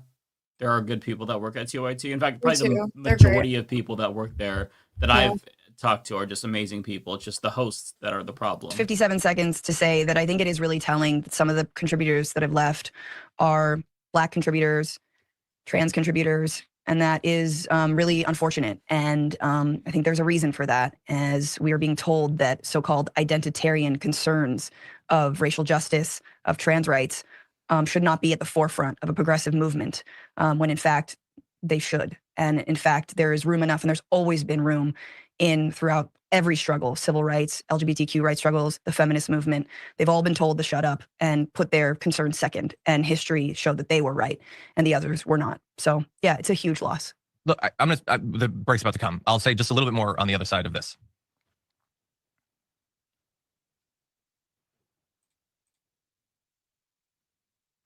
Okay, we need to get to our stories in a sec, but I'll say, and look, TYT has always been a place where we can air these disagreements and have these disagreements. I mean, you and I have had disagreements with Cenk on the main show. We probably will tomorrow. I've disagreed with Cenk about some of the rhetoric around populism. I think that, you know, maybe we cede way too much ground to the right in what I see as a fundamentally. Let me see if there is. You know, I do think. Okay, I'm sorry. I didn't know it was going to cut off like that. It made us 57 seconds to say that I I even stopped for the break, and then it just didn't even stick around. And what to say. Sorry. Like if you're just going to cut it at the break, whoever cut that clip together. It's the effort that counts. Right. This is I don't know if you still wanted to watch this. It's kind of older news. This was the attack on Emma Vigeland, where they were really they're coming in hot. This was last week. So finally, after somebody does it 1,000 times, we're like, all right, fuck it. Here's who's doing it, and fuck them, right? Yeah. And then everybody's like, oh no, I can't believe you're saying that about poor Jimmy Dore. I can't believe you're saying that about poor Dave Rubin. I can't believe you're saying that about poor Sam Cedar. I know. Yeah. One of these things is not like the other. I'll just put that out there. Poor Sam. Okay. So anyways, yeah. And so look, they claim to be more left wing, and then they'll. I don't give a shit. No, hold on, let me finish. and then they'll go around and be like, oh, corporatist politicians, yes, establishment Democrats, Kamala Harris. What happened? I thought Kamala Harris was a cop. Now all of a sudden, oh, Kamala Harris lost. What happened? There's only two things that make you cry: when establishment Democrats lose and when we fight back against you. Oh, well, you're not supposed to fight back. Oh, they're so rude. I mean, we only call them Nazis. Why are they fighting back? You see how they're the bad guys? Let's all cry again. Cry all you want. I don't give a goddamn what you do. But if you guys support a corporatist prick in the next primary because of identity politics or any other bullshit, I'm gonna let everybody know that all of the things you've ever done in your life was apparently totally and utterly fraudulent. And all you wanted was to get some pats on the head from the establishment. We're populists. Are you guys populists? I don't see that at all. Oh, cheer for the establishment, yay! Okay, go ahead, do it in the next primary. Go support Pete Buttigieg in the next primary or Gavin Newsom. Let me see you, okay? Who's gonna support Gavin fucking Newsom or Pete Buttigieg in a primary? It's ironic that he's saying this because back in 2016, a lot of people were pissed off, myself included, because as soon as the Democratic Party primary was over, we were all scorned. The DNC sabotaged Bernie Sanders. Like the next day after Bernie dropped out, they were putting out a bunch of videos caping for Hillary Clinton. Like the wound was still fresh. We were all still pissed off. And I remember, I can't remember the title of the video, but he put out a video. It was live from the DNC. And they were like, is Hillary Clinton caring or conniving? And he was like, let me tell you why I think she's more caring. Like they started licking those boots immediately. So you're talking about Sam Cedar supporting Pete Buttigieg in a primary? Like where's this coming from? Who's calling you a Nazi? He's shadowboxing. Either that or like the voices in his head are telling him. Yeah, that's probably what it is. Wrestling. It just feels like wrestling promos. That's all it is. Yeah. Tonight on TYT, someone called me a Nazi. That kind of shit. Who's crying over him attacking? Like who's crying over him attacking these people? I don't see anyone. Is it your own audience? I mean, if your audience is the only one crying about you attacking certain people, then perhaps look within. Why is it your audience?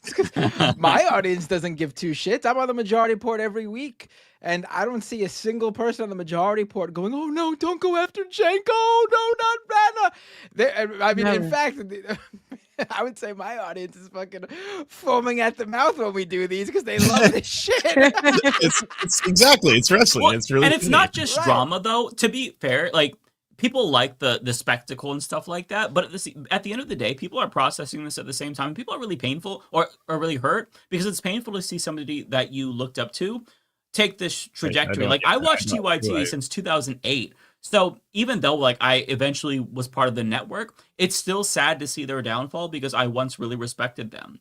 That's just sad. So I get where people are coming from. Like they actually feel disappointed, especially like as Ben I said. get that the fans, yeah. Yeah, as Ben said, they're the honestly- biggest progressive. They were the biggest progressive news network, and now we don't have that. They were, and I he mean- even talked about when we were working with them, like it or not, was tied with them for that second, and they decided to try to not, pay us. And Ben talked about it on the Vanguard.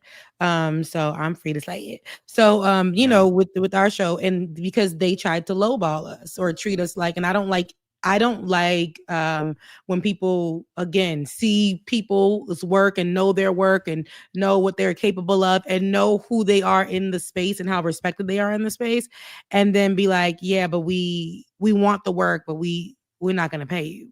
And so he talked about that. He talked about how he felt like they were trying to disrespect him. So he said, yeah, I'm going to move on. I'm not going to sign a contract with you guys, and I'm going to move on. So seeing how a lot of people were attached to them, and a lot of the people's testimonials and stuff from coming from over there and who worked over there, this is straight from their mouths. They're saying how, what happened, how they felt, and it's hurting people, but I think it's also giving us a realization of who these people really are. So because people like to hold on to these people as if they are activists and as if they are for you, but as we were talking about on the last episode, your favorites sometimes are not really there for you. They're there for the coin, and he doesn't care as long as he continues to get paid. But I do think like they only care about certain people saying certain things. If they feel like they can hurt you back or like diminish you online, then they'll go back and forth with you. They'll continue to do that. They do abuse their power and their space. And I think that they talk less about what TYT used to talk about, which was policies, issues, what's happening, current news, those type of things. And they focus more on, this is what I didn't like that this person said. I said it's very Elon Musk, because you know how Elon Musk bought Twitter because people talking about his behind. And I feel like these people, Jink and Anna, they're liable to, try to get their whoever's left of their viewers. And these Satans will lead the pack of people who don't want to let them go, who will still see the God in them, who will be like, you know what, but that's just Shank. Like, can we really? But that was just like Kanye said that, but it's not really like those people. That's their audience, and they'll stay there, and they'll continue to. They will send their audience off to go attack people. If you look under a lot of what Anna says, people, even though she's getting trashed, I'd be like, dang, they can't stand Anna. But her people who support her are on there, and they'll cuss out this one person who doesn't have half the followers that she has, and send them over there and attack. And I'm like, y'all using y'all power for wrong. Why? And then there's like, they're fueling this. They're being the people who want to help them, who want to help pay for this shit show. And it fuels them. It fuels them, and it makes them feel like they've won. But you can see that they're cracking at the seams. Though, like you look at Jenk, and he's just like, "Oh, why are they so mad at me? Why?" Like, he's going crazy. He's going crazy, and Anna's over there like, "Fuck off!" Like it's just, what are we watching? I don't give a shit. I'll be honest. Wait, to your point, Rebecca, I just want to quickly say one thing: is that like, if you have like favorites and they're disappointing you, please, like, everyone should be really transparent about the fact that we're entertainers. Like that's, I mean, like, hopefully you do educational entertainment. Hopefully you try to organize and tell people how to make their lives better, and that makes you better than most entertainers. But at the end of the day, like, you're not revolutionaries. Neither am I. I'm not like the leader of the vanguard, and I'm going to start it and all that kind of stuff. Like, I'm trying to make people's days a little happier, make them get through the day, be able to absorb the news without being as sad, and that makes me happy, kind of thing. That's what we are. We're entertainers. You're no Luigi Mangione. Yeah, I'm not a folk hero. All right, I'm not, or a villain, depending on how you see it. I saw some people in the chat saw me going meh when you guys were talking about TYT being what they were. I mean they were, because they were early to it. But honestly, early on, I would say a lot of times when, TYT would be used as like the stand-in for like the voice for progressives because they were, so influential early on. Honestly, I was kind of embarrassed that they were the flag bearer, because I don't think I honestly okay, there are good people on the show. A lot of them came later. Let's be honest; they weren't. You're right. TYT early. Matt, I agree. Cenk. A lot of times it was just like, man, this guy. Matt, I like, agree. Listen, even if I thought he came from a good place, it's like this guy should not be the face of the. I agree. This is embarrassing. 100%. I was like, who are Dr. these Rashad people? Ritchie should be. He should lead the show. To be honest with you, he's like their best host. Damn. Like honestly, their takes have never been very deep, very like it's very on the surface Every There's time. no like I've never seen a clip of theirs and heard something I hadn't already heard 100 times somewhere else. There's no unique perspective. I say it all the time. Like, I mean, I would say like everyone on this show has had at least one take that I've never heard anywhere before when talking about some sort of topic, and I can't say I've ever heard that from a clip. Do the round main table. show. Yeah, at least from the main show. What's the random weird take, an original take that each? Mine is fuck your I can't family think about off the the top of my CEO. head. I can't think. But like, Yeah, like when I'm listening, I didn't see anyone else say that. Mike was all over the internet because of that one. Like he brought up Sam Cedar, for example. Like I have heard time and time again from everyone on that show. I'm not even including myself. Sam, Matt Leck, Emma Vigland, when Jamie Peck was on the show, of course, Michael Brooks. Deep conversation, deep thought about issues and topics where they arrived at ideas or conclusions or takes that you would not hear from anyone else on that topic because they cared and they deeply thought about these issues. And honestly, I'm not saying they don't care, but some people got it, some people don't. And they were first. That's what they got going for them. That's, they're the Sex Pistols of the progressive movement, I guess. They were first. But nobody respects the Sex Pistols, so. I do have the other video that Ariana shared queued up. This one is of Hassan, if you all wanted to watch that. I'd never and seen also this Johnny until Rotten, by the way, the recently. singer of the Sex Pistols, is a MAGA guy now, so it actually is the perfect. He sucks. That's the appropriate. perfect analogy. Yeah. Yeah, so this was shared by Hank Thompson, by the way. Hank Thompson, he did a whole documentary on Cenk's union busting because this is one of the organizers of that union.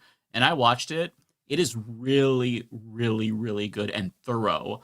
It's very well done. He has criticisms in that documentary of me as well, and the way that I responded to it. Where do you find it? Hank Thompson on YouTube? So if you go to his Twitter account, Hank_Thompson, he has it pinned so you can watch it. Okay.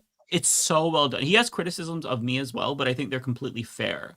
Because the way that I responded to the union as well was I endorsed it, but then I took it back because I believed TYT when they said that it was a psyop by the DNC to basically tank Cenk's congressional career. And I shouldn't have done that, but I didn't want to be like part of a rat fucking campaign. And so I kind of like a coward, I just kind of like retreated. And I didn't say anything when I really should have spoken up. I should have stuck with my initial instinct. So the way he covers it is just so good. It's perfect. So I'd recommend people watch that. But he did share this video, and this is really shocking to me. Intern there, and I wanted to move to Los Angeles anyway. And my uncle was like, "Oh, this is an opportunity for me to hire someone and skirt some serious like labor regulations because his family." I worked at the Young Turks and I made I think my first year salary was like $21,000. Like it was under the. I got money back from the government, so I started doing ad sales at the Young Turks, and they needed someone to do like direct ad sales, and they had no idea. They had nothing. Like they had no program dedicated to selling ads and inventory. So I basically built that out. Right. Advertisement, sales, and operations in its entirety. Oh, wow. Because I got on Facebook and they were like, "You're just going to do all of our Facebook stuff. Wow. Like you're demoted. No longer are you doing sales. You're gonna do Facebook. Well, that's because your uncle is letting everybody steal your sales deals. Too. That's his true. uncle would like let him massage a sales deal to the last thing, then someone would swoop in and close it and take the commission. Yeah. And his uncle would be like, "Them's the break." So it's interesting because his uncle basically at this point like tries to whiplash this. Like basically be like, I did all this to motivate you. Are you on good terms with your uncle? Yeah, I still love him, but I mean, he was. But it's insanity. Yeah. Wow, I didn't know that. That's crazy. That's a really crazy story. Listen, I get the whole struggle of trying to build something from the bottom and not having the resources to pay people. But when you don't have the resources to pay people, you have to do, well, you can't fucking hire them. You got to do the work yourself until you get to the point where you can pay people. I mean, this idea that like there's all these people out there going like, oh, they did what they had to do. No, like just don't get to have those people then. I mean, I'm sorry. I just don't. I mean, if you can't afford to pay your workers, then you're not at the point where you should have workers. You gotta do it all yourself until you could pay somebody. Yeah. It's just kind of crazy because he knew he could do it because that's his family. Like your family isn't gonna go behind you and union bust you and shit. But yeah, I would never even hire a family member if I had a business. You're asking for trouble. You're asking, you're going to do, it's just something I would not do. Just getting into that business to begin with. Like, look, like clearly if this is accurate portrayal of what happened, clearly he thought he could do this to his nephew because it's his nephew. Would he have tried to do this with somebody else? I don't know. Maybe he would have, maybe not, but I'm sure he felt a lot better about it because it was his nephew. It didn't bother his nephew too much because he still love him. They still talk. I remember, some people are like that. Some people don't hold grudges with family. Some Yeah. do. I'm one of those kind of in a way. Like I won't hold. I love my family. They be wrong, but I love them. That's not everybody shouldn't do that though. If you gotta walk away, walk away. But I still feel like there's still like I don't know. I know that it sucks to know that that's happened. But imagine if he did that to his nephew, how many other people have stories that are exactly the same, working at TYT, especially when after they became established and were able to pay people. I think not on this is very telling because is Hassan still working for TYT? No, absolutely not. Okay. At this point, I think Hassan could hire TYT. Yeah. Okay. Good. Just didn't want to. No, literally. Okay. Take up the whole studio, Polymarket studio. But to know that this is like the most drama in our space right now when it comes to politics right now, the progressive space, TYT is the talk of the town. And like I said, they are eating it up, but they're also like they're loving some takes and that's fueling them. But then they're the other ones that are calling them out by a lot of us who I think that's what's the thing that they get in a little wrong too. Just because people liked y'all once don't mean that people can't turn around and be like, you know what? I don't think he's not a good person. People can do that. They have the right to do that. And then you don't get to get on your little, on in your chair, go live, and then members only. And then be cussing folks out by name. Remember when Anna was going crazy over the cat lady or whatever, such and such's cat? I was like, girl, why? It's like, I can't understand how they think that we could take them serious. I think that at this point, we're going to have to this conversation, this discourse, because they're going to keep doing things.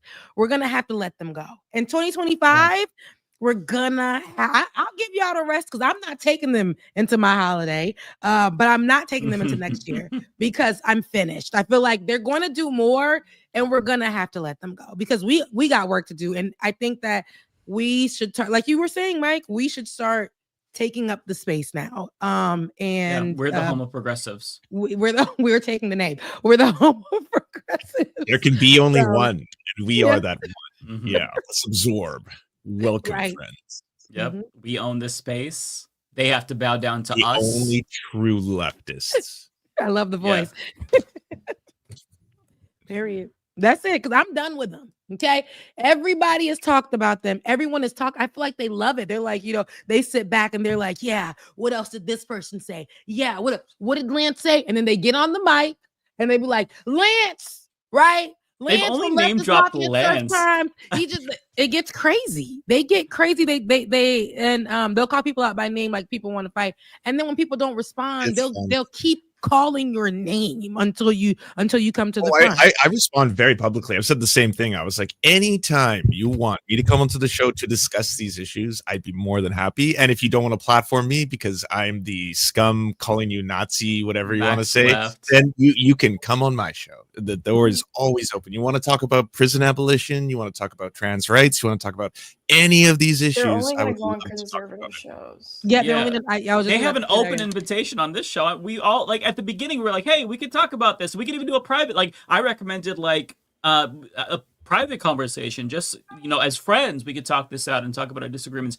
They're far gone. So I agree with Rebecca. There's no coming back for this. Now I see my position as trying to make sure that people know that they're not left and to point that out whenever I can. They are now Jimmy Dore. Well, Jimmy Dore kind of moved past where now it's like, okay, everybody knows he's a conservative, so I don't have to harp on that. People don't know about them. People think that they're progressive still, so we're going to make sure that people know that they're not progressive because I think it's dangerous.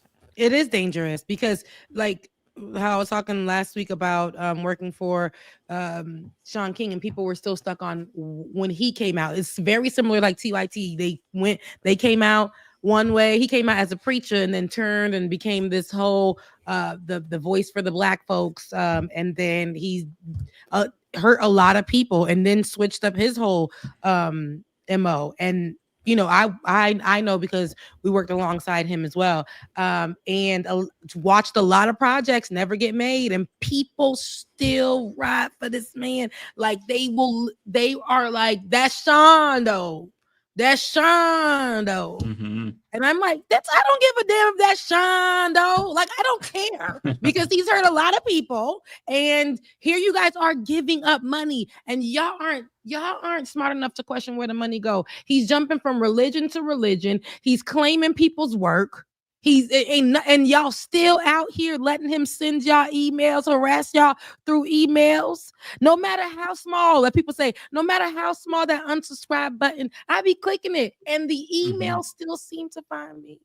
This man should be stopped. But yeah, him, other people that we thought were a part of the movement or of being an ally, helping people who really don't have voices, giving voice to those people. These are not those people. TYT is spending way more time discussing their personal business than the purpose of helping. It is also really dangerous when you have people like Jesse Singal, for example. If you have someone who isn't identifiable as a far right figure, who then start to say things like, well, you know what, trans ideology has gone too far, or the left is going a little too far when it comes to the black rights movement or stuff like that. It's used by the right. It gets weaponized so fast because they take that and they're like, this person isn't a far right extremist. Look at this. This is just a centrist lib, or this is just a progressive who says, and they're calling out their own, saying that they've lost their minds on this issue. And then sure enough, you'll see like right-wing legislators using his articles, Jesse's articles. It's like, here's a centrist lib from the Atlantic who says that detransitioning is dangerous. So this is not a right-wing, left-wing issue. This is a common sense issue.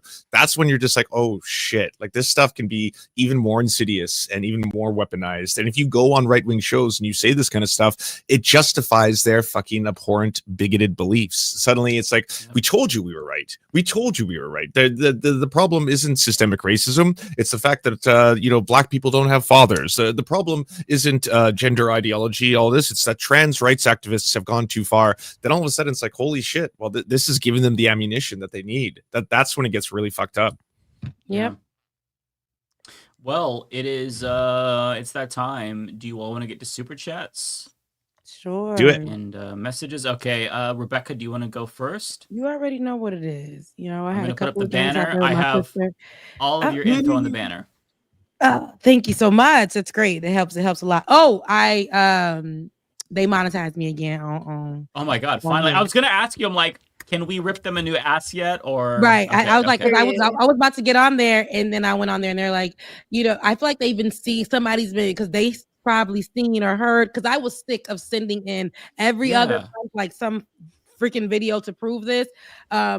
So I don't know, but I just woke up and then it was your girl was back on monetize. So Well, I don't please know. let us know if they pull that Period. again, so we can make the biggest stink possible. Yeah. Because we are the home of progressives. We are the biggest news We're show the on the real internet. ones. We're So- the real homo progressives. I love it. True left. There can be only one. So I'm going to Shargund. Thank you so much for your $10 super chat, and I hope I said that right. Shargund. And then there is Shargund again. TYT used to do weird toilet tier TMZ stuff about how it was Britney Spears, Lindsay Lohan, etc.'s fault that paparazzi were harassing them. And I seen that. That was their OG stuff, and they did do that. Anna Kasparian used to really go hard on Britney at that time. And you know, that was a time, but here that just goes to show they a little shifty. And here Tropical Ding Dong. It's what Mondale said though. Mondale, they took too much. Then we have work appropriate. And the video editor that pushed for the union, he had to fight to get healthcare coverage from TYT for over 7 months. He was working 40-hour work weeks. Wow. Tigwick, glad to see you're monetized again. Thank you so much. Thank you guys. I love you guys so much. And I'm out. I did drop a new video, Shades of Good News. So make sure you go on my page and run them numbers up. Run them numbers up. We, you know, if you want some good news, get up on there and run them numbers up. All right. Yeah. Like I said, I'm a little tipsy because I came from dinner with the sissy. Oh, But I love that. y'all. And I could will not see even you- tell, Rebecca. Are you serious? Yeah, you're really good at it. I didn't know until right now. Oh my god. Yeah, you played it really cool. I had no idea. I was Good for holding you. it. And then when I didn't say a word, that's when y'all know I'll be talking. Then when I didn't say a word, that's when y'all know, oh, Rebecca says the liquor in her system. Anyways, I'm out of here. I love you guys so much. Merry Bye, Christmas. Rebecca. I won't see you Take until care. after New Year's and Merry Christmas. So Merry Okay. Christmas, Happy New Year's. Okay. All right. Well, Happy New Year's and Merry Christmas, and I'll see you in 2025. My Take last care. episode, just to let y'all know, will be next week. Okay, until 2025. All right. All right. I'll All see you right. guys next Sounds week. good. Love you, mean it. See ya. Bye, guys. One by one, we're dropping each week until Christmas. Not I. Then it's I. over. Wait, Okay, can so you join from like an iPad? Does StreamYard work on iPad? Yeah, it does. yeah, you can. I joined. I just don't want to. I joined for an episode via iPhone from Walt Disney World. So Yeah, you can technically join. I would join if we're doing a fun game night, like if we played What the Dub. I would totally join for that, or like a Jackbox or something. I would do that for sure. But I'm trying to give myself a little bit of a break from streaming and filming videos because my brain is melting out of my fucking ears. If I'm being honest, I'm basically Joe Biden at this point, functionally. I mean, Trump is going to be president. We're going to have a long road ahead of us. So That's take my that thinking. time Where it's off. like I'm gonna take a couple of weeks off, and hopefully that will help me feel a little bit more refreshed going into the new year. Okay, Lance, did you want to go? Sure. I don't have too many, so I could make it quick. I've been streaming most of the day. Narrator, thank you so much for the $10. Sad violins. Is it not justified? F that. The first purpose of government is the monopolization of violence in a democracy that is meant to be for the people, but cops will forcefully evict you because of medical debt. So yeah, I assume that's when we were talking about Luigi. Totally agree. What do you mean? Thank you for the Australian 99. And I agree. She says 100%. And check out What Do You Mean videos. They're really, really good. And we're usually featured in them. Everyone in the panel right now, actually. Bay Photo, thank you for the $4.99. The rise in pseudo-medicine, alternative medicine, and anti-vax culture is 100% the fault of the U.S. broken healthcare system. I would say, and social media. Yeah, I wouldn't blame it all on the healthcare system. But yeah. Parker, thank you for the $5. It looks like the 100K sales of Luigi hats thing isn't true, sadly. What? Breaking Points lied to me? I saw Sagar talking about that. Someone edited a screenshot and said 100 bought in the past month and made it 100K. Damn. That turned out to be not true. And the CEO getting pied today turned out to not be true. That was actually an ad for cryptocurrency. Are you serious? I didn't even see that. but I was heartbroken when I found out it was an ad. Oh wait, what are you guys talking about? Oh, there was a viral video that was going around on most social media showing the CEO of some big company getting pied in the face. And obviously everyone was like, oh my God, it's another event. And it turns out it was all staged, and they got a lookalike of the CEO to get pied and film it. And it was to promote cryptocurrency. Oh, it was Enron CEO hit with pie in the face. Yes. Yeah, there's a Enron doesn't exist anymore. Enron is the company that went under during the That's financial true. crisis. Yes. Come on. Enron came back as a crypto project, and that's appropriate. So if you see anything about Enron, it's a crypto thing. Tigwig, thanks for becoming a member. Thanks for all that you do. I appreciate it. Thank you. Painting of Politics, thanks for subscribing on Prime. Coolest Region, thank you for subscribing on Prime. Brandon 2600, thank you. Chronic 989, thank you for gifting a tier 1 sub. And then finally, there was a message. Change the name of the Leftist Mafia to the home of progressives.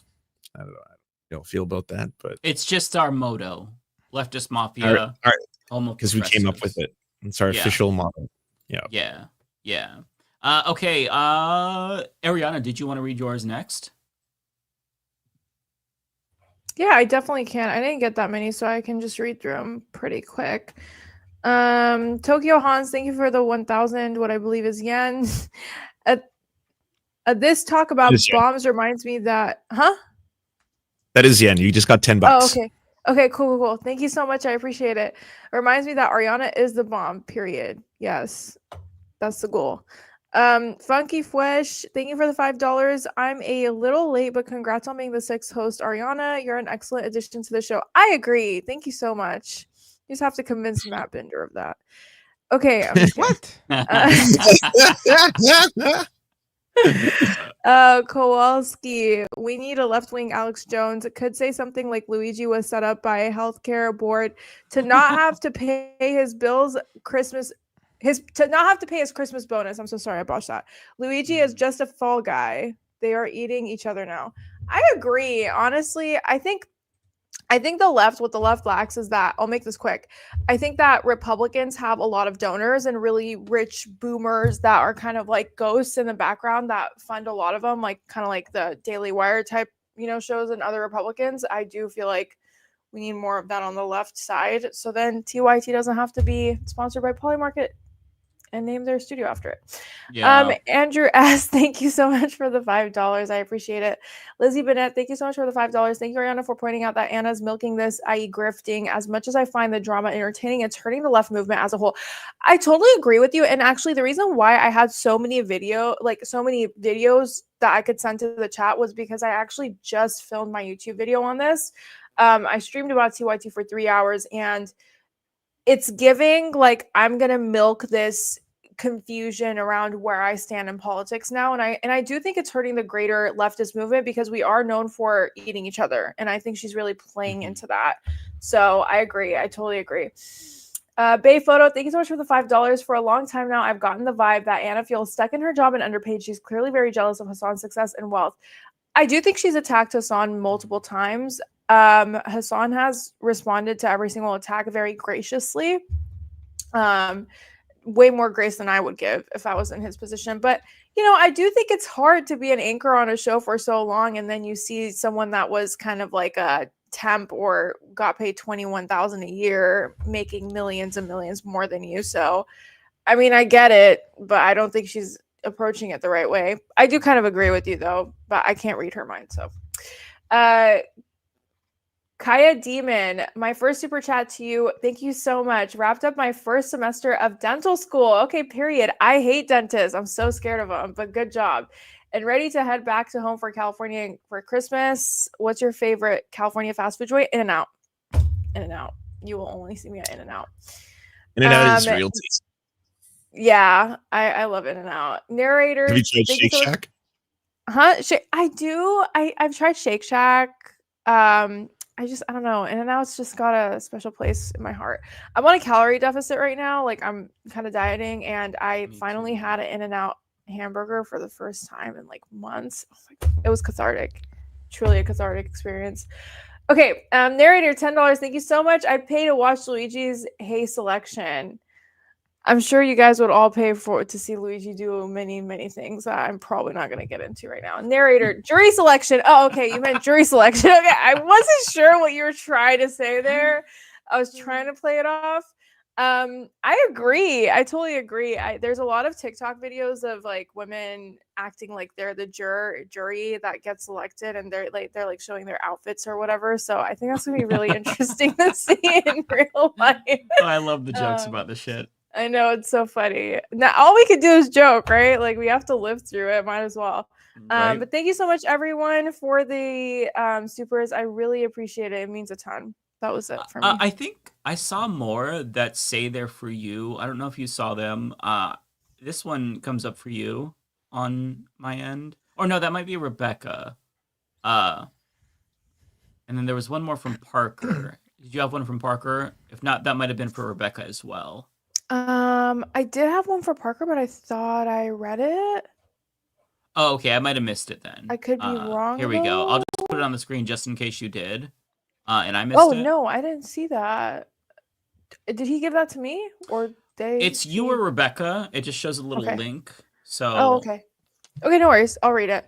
Everyone should see the farewell speeches given today by Cori Bush and Jamal Bowman in Congress. Both are on YouTube. Will make you cry. They'll be I haven't missed. seen it. Man, I actually, when I was at the DNC, by the way, I crashed the DNC. They did not want my ass there. I I got to meet Cori Bush, and I actually we held each other and we cried. It was so sad. Aw. Yeah, it was a very sad moment. But I'm just gonna end this here. I know a lot of people on the pro-Palestine side were advocating for Jill Stein or whatever the fuck. I was not one of them. I actually refrained from endorsing anyone this year, but when we I know we lose a lot of faith, but that's how people like Jamal Bowman and Cori Bush lose their spots, when people lose faith and they don't show up to the primaries and stuff. So always remember that. But yeah. Yeah. It's Okay. been a rough I'm done. year. It Um, has been. Yeah.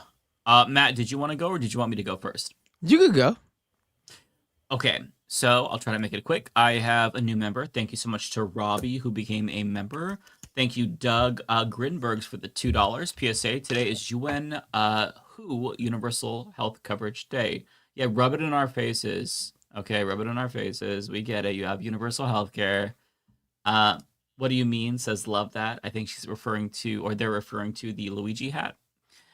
Nick, thank you for the $5. If the Democrats don't harness the energy behind healthcare reform, all we'll get out of this is the usual: more cops, more surveillance, less rights. Yeah, I think you're onto something, and I think they probably won't harness it, and I think we probably will get all of that, unfortunately. I don't want to be a doomer, but I have no faith in that institution. What do you mean? Thank you for the $5. I'm sending extra super chats to Mike because he has to pay for private health insurance and Lance doesn't. I love you both equally. Don't worry, I love you both equally. Hashtag Medicare for all. Thank you so much. Sam, thank you for the member chat. Did y'all hear that many Dems like Jim Clyburn said that Biden should pardon Trump? I saw that, and this party just needs to be destroyed. How can you save a party that is so embarrassing, so pathetic, so weak? You have Richard Blumenthal. He was also on TV with Marsha Blackburn, praising Doge and Elon Musk, and then Elon Musk John Fetterman joined Truth Social and was talking about how the charges against Donald Trump were bullshit and weaponized. And then he's talking about how he's going to confirm Elise Stefanik. This is not an opposition party. We don't have an opposition party. We have fascists that took power and zero opposition. Horrible position to be in. Thank you to Honorable Audio for becoming a member. Rachel Atwood, thank you for the $2. Among politicians, Warren's response has been the best. Yeah, she did have a response, a good response. I will say I'm still pissed at her because had she maybe dropped out in 2020 and not come in third place in her own state, maybe Bernie would have done a little bit better. But she didn't help. So it's nice that she's saying that right now. But when push came to shove, she kind of fucked the progressive movement. I don't think the dropping out thing, I don't think did it, because by that time her dropping out wouldn't have made a difference. Even though she should have help but it wouldn't have made a difference. The part where she messed up was going after him for I don't remember what was it like. She claimed that Oh, like he said a he woman who apparently- couldn't be president or something. What was it? Yeah. What was it again? I He don't said that remember. she said that he told her in private that a woman couldn't be president, which is so weird because Bernie said he never said that. And we know he didn't say that because he tried to recruit her to run in 2015 against Hillary Right. Clinton, and she Right. didn't want to. That's why he ran. So it's yeah.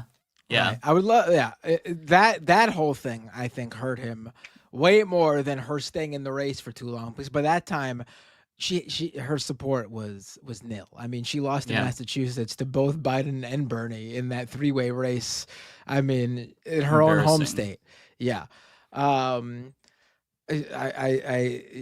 she went after him because like some Bernie campaigners were like trying to like using like campaign language to like text messages to like try to convince Warren voters to switch over as if it was like a personal thing. Like, no, it's just a campaign. Like, what are you talking about? Yeah. She also didn't like the snake emojis, so it's hard for me. Like I agree with you, Rachel. It's just hard for me to give credit to her because I feel that's another person who I feel like scorned by. You know, what matters is if you have an opportunity to make a difference, are you gonna put aside your own ego or are you going to be petty and fuck everyone over? And so many people choose to be petty and fuck everyone over, and I'm just I'm so sick of it. Hell hath no fury like a Mike Figueredo scorned. Right? I mean, if she can move the pulse in a positive direction, it's a net benefit. I like Elizabeth Warren still though. I mean, yes, it'll always be a blip on her to me, but like there'll always be that like asterisk. But all in all, she's what, the pretty whole good. Pocahontas thing? No, I mean that part has always really insulted me. Is like someone who's part indigenous. I've Yeah, always I'm sorry. I mean, I guess she's every cool, aspect of it is but gross. I guess she's I cool, mean, but the whole "I'm gonna lie about being indigenous so I can get into law school" is a little out of pocket. Saying that she was a woman of color to get into school, writing that's Chow Wow trash. Chow, all that shit. Like, I don't recall the extent of it all, but what It was pretty bad. Is it possible though that she legitimately thought she was Native American because her family members told her she was Native American? I think it's possible, but she's still a white woman. So the fact that she's trying She to can't be doing capitalize on that. programs that are specifically right. intended to My- benefit indigenous people. Oh, yeah, I my forgot about mom's that whole thing. indigenous. I actually have like a status card, and I would never do that. I'm white as fuck. Look at me. Look how creamy this is. I would never be like, I'm actually a person of color, so I deserve to get into Harvard or something. I forgot about that part of it. I thought she just like when asked about her background, I forgot No, there was no, the no. whole. She used it to get into university. Yeah, that's too much. I think. Yeah. Yeah, she took it too far. Okay, so this next one here. Thank you so much to Bayphoto, $10, very kind. The system is broken, and clamping down on dissent is not the solution. If they start arresting people for offhanded comments like that lady, I fear they're genuinely only going to make things worse. I think you're absolutely right, Bayphoto, 1000%. The best thing now they can do is try to make it clear that they understand where people are coming from, but they don't and they won't. So yeah, they're gonna pour gasoline on the fire. Tokyo Hans, thank you for the 1,000 yen. Appreciate that. Hearing that Mike's healthcare payments are $100 more than my monthly home loan payments of a 2-bedroom apartment in the middle of Tokyo is insane. Love my health insurance here. Oh my god, so if it's that much money in the middle of Tokyo for a 2-bedroom, that's wild. But yeah, that's our healthcare here. $906 per month for me. Wait, that's what you pay a month? Yeah, for 2 people. It's probably not the most expensive compared to other folks, honestly. It went up though. It was like $850 last year, but this year when we renewed it jumped up to $906. And then we had to pay an extra $60 because we have to get dental this year because I have a couple of cavities. So it's kind of a balance. Like I could pay out of pocket for dental, but it's like, well, if I need a root canal, that's going to be like $4,000. Yeah. So hopefully the insurance will cover all of that. I think they cover like part of it. I don't remember the specifics, but it's just scam. I mean, I pay $450 for my insurance every month, so I'm pretty much in the same ballpark as you, Mike. Yeah. Except for I'm only paying for myself, not another person too. Right. Yeah, we're paying for 2 people. Yeah. Makes me sad. This makes me so sad. Yeah, I mean, what I could be doing with that extra $900, saving it, trying to fucking my god. Just fucking buy shit. Like buy more video games. I'll buy a like, nice just car. 4 to live my 50 life. months. Shit. It would help the economy. Like instead of concentrating wealth into the hands of CEOs. Yeah, Americans would love nothing more than to stimulate the fucking economy. Let us stimulate the economy. Yeah, That let us sounded really consume. weird, but yeah. Okay, so the next one here is Total sidebar. North Carolina's Atrium Health says it will forgive the debts of 11,500 people. Less than a week after NBC News reported that the company has aggressively pursued former patients' medical debts, placing liens on their homes to collect the bills. One couple, because of this, has just seen $100,000 in medical debt forgiven after 15 years. So 11,500 patients in North Carolina. Atrium Health just said it would forgive the debts. I don't know what caused that. I don't know what inspired them. I don't know if there's any world events that made them consider this, but holy shit.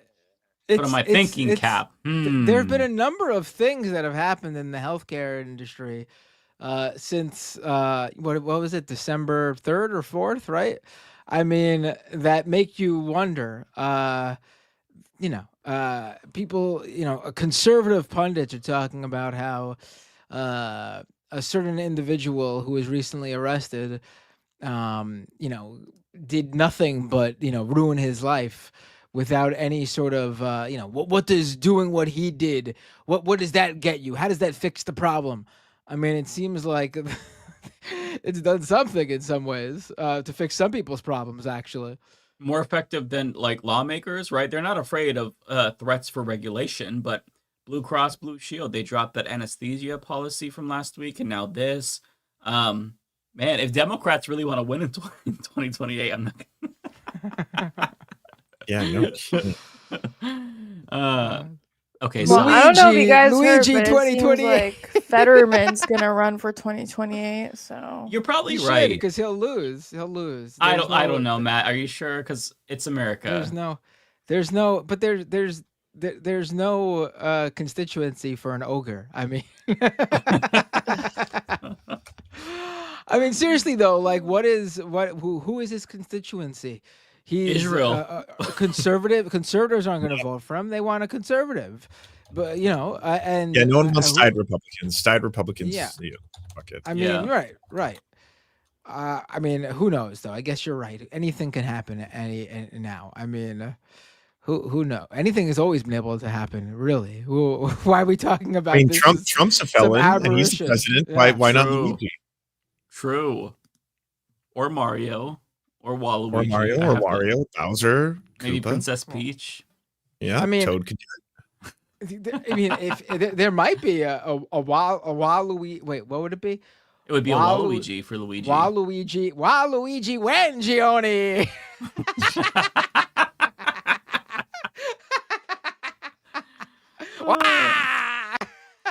So Joseph Nash has a great point here. Think of the 5. Why was bail for Luigi Mangione denied while other criminals are much worse? Well, to your point, Joseph, so the lady who was on the phone with her health insurance company in Florida, she was denied bail because she said deny, defend, depose, or whatever. So yeah, she was denied, and her bond is $100,000. So maybe I'm fucking up the story. It's been her a bail couple is of hours. $100,000. Yeah, okay. From my understanding. Right. So she wasn't But denied, but it's just Luigi basically was denied. supposed to. Yeah, no, I agree, but not to cut you off, but Luigi was supposed to get, like, he was qualified to get bail under Pennsylvania law, which is what his lawyer explained in the press conference. They just denied him. I'm assuming because it's such a high profile case, but I don't know. Yeah. They also might maybe think that he's a threat to flee the country or something like that as well. Yeah, he would be seen as a flight risk for sure. I mean, I feel like if he was gonna fly, he would have flew. Like, he would have flew by now. You know? Why was he in Pennsylvania? Like, in a McDonald's. I do question some of his decisions. It's a bunch of foreign money and writing a note about why I did it. Like, the whole thing seems weird. I'm not Alex Jones in this one, but it just seems strange. Like, he wanted to get caught, maybe. Like he was giving up. That's what it feels like. I think he was definitely moving deliberately to get caught, but like, I don't think the police has any definitive info on him either. I don't know. We'll see. I have no clue. This is gonna be he gave the same trial-wise. he gave the same fake ID to cops that he used to check into the hostel in New York City. Like, I know. if you were That's looking to get away, weird. you would have had a number of different fake IDs, and you never would have used the same one twice just to be sure there was no trail. Well, his mom's like reported him missing. Okay, I believe it was either a couple weeks or days before because no one could get a hold of him. I don't think there was any question that they probably knew who they were looking for before they let the public know. But the question was they couldn't find. The thing is they couldn't find him though. Like he definitely could have, if he really wanted to get away. Like what?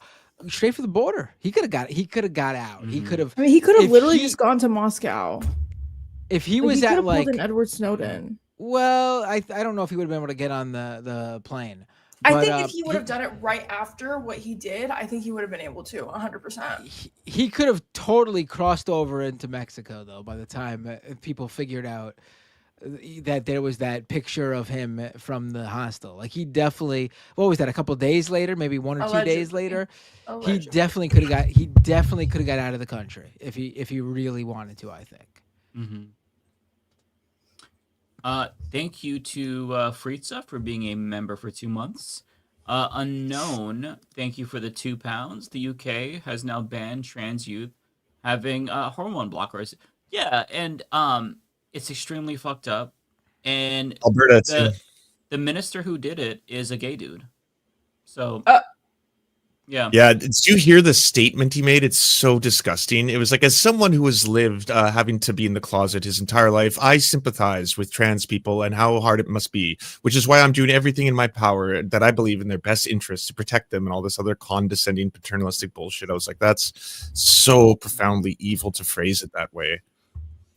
There's no such thing as a good transphobe. They're all brain broken demons, but gay transphobes are like a special evil. Just because they come from the community, they should know better. They had a similar type of experience. It's not identical, but it's similar.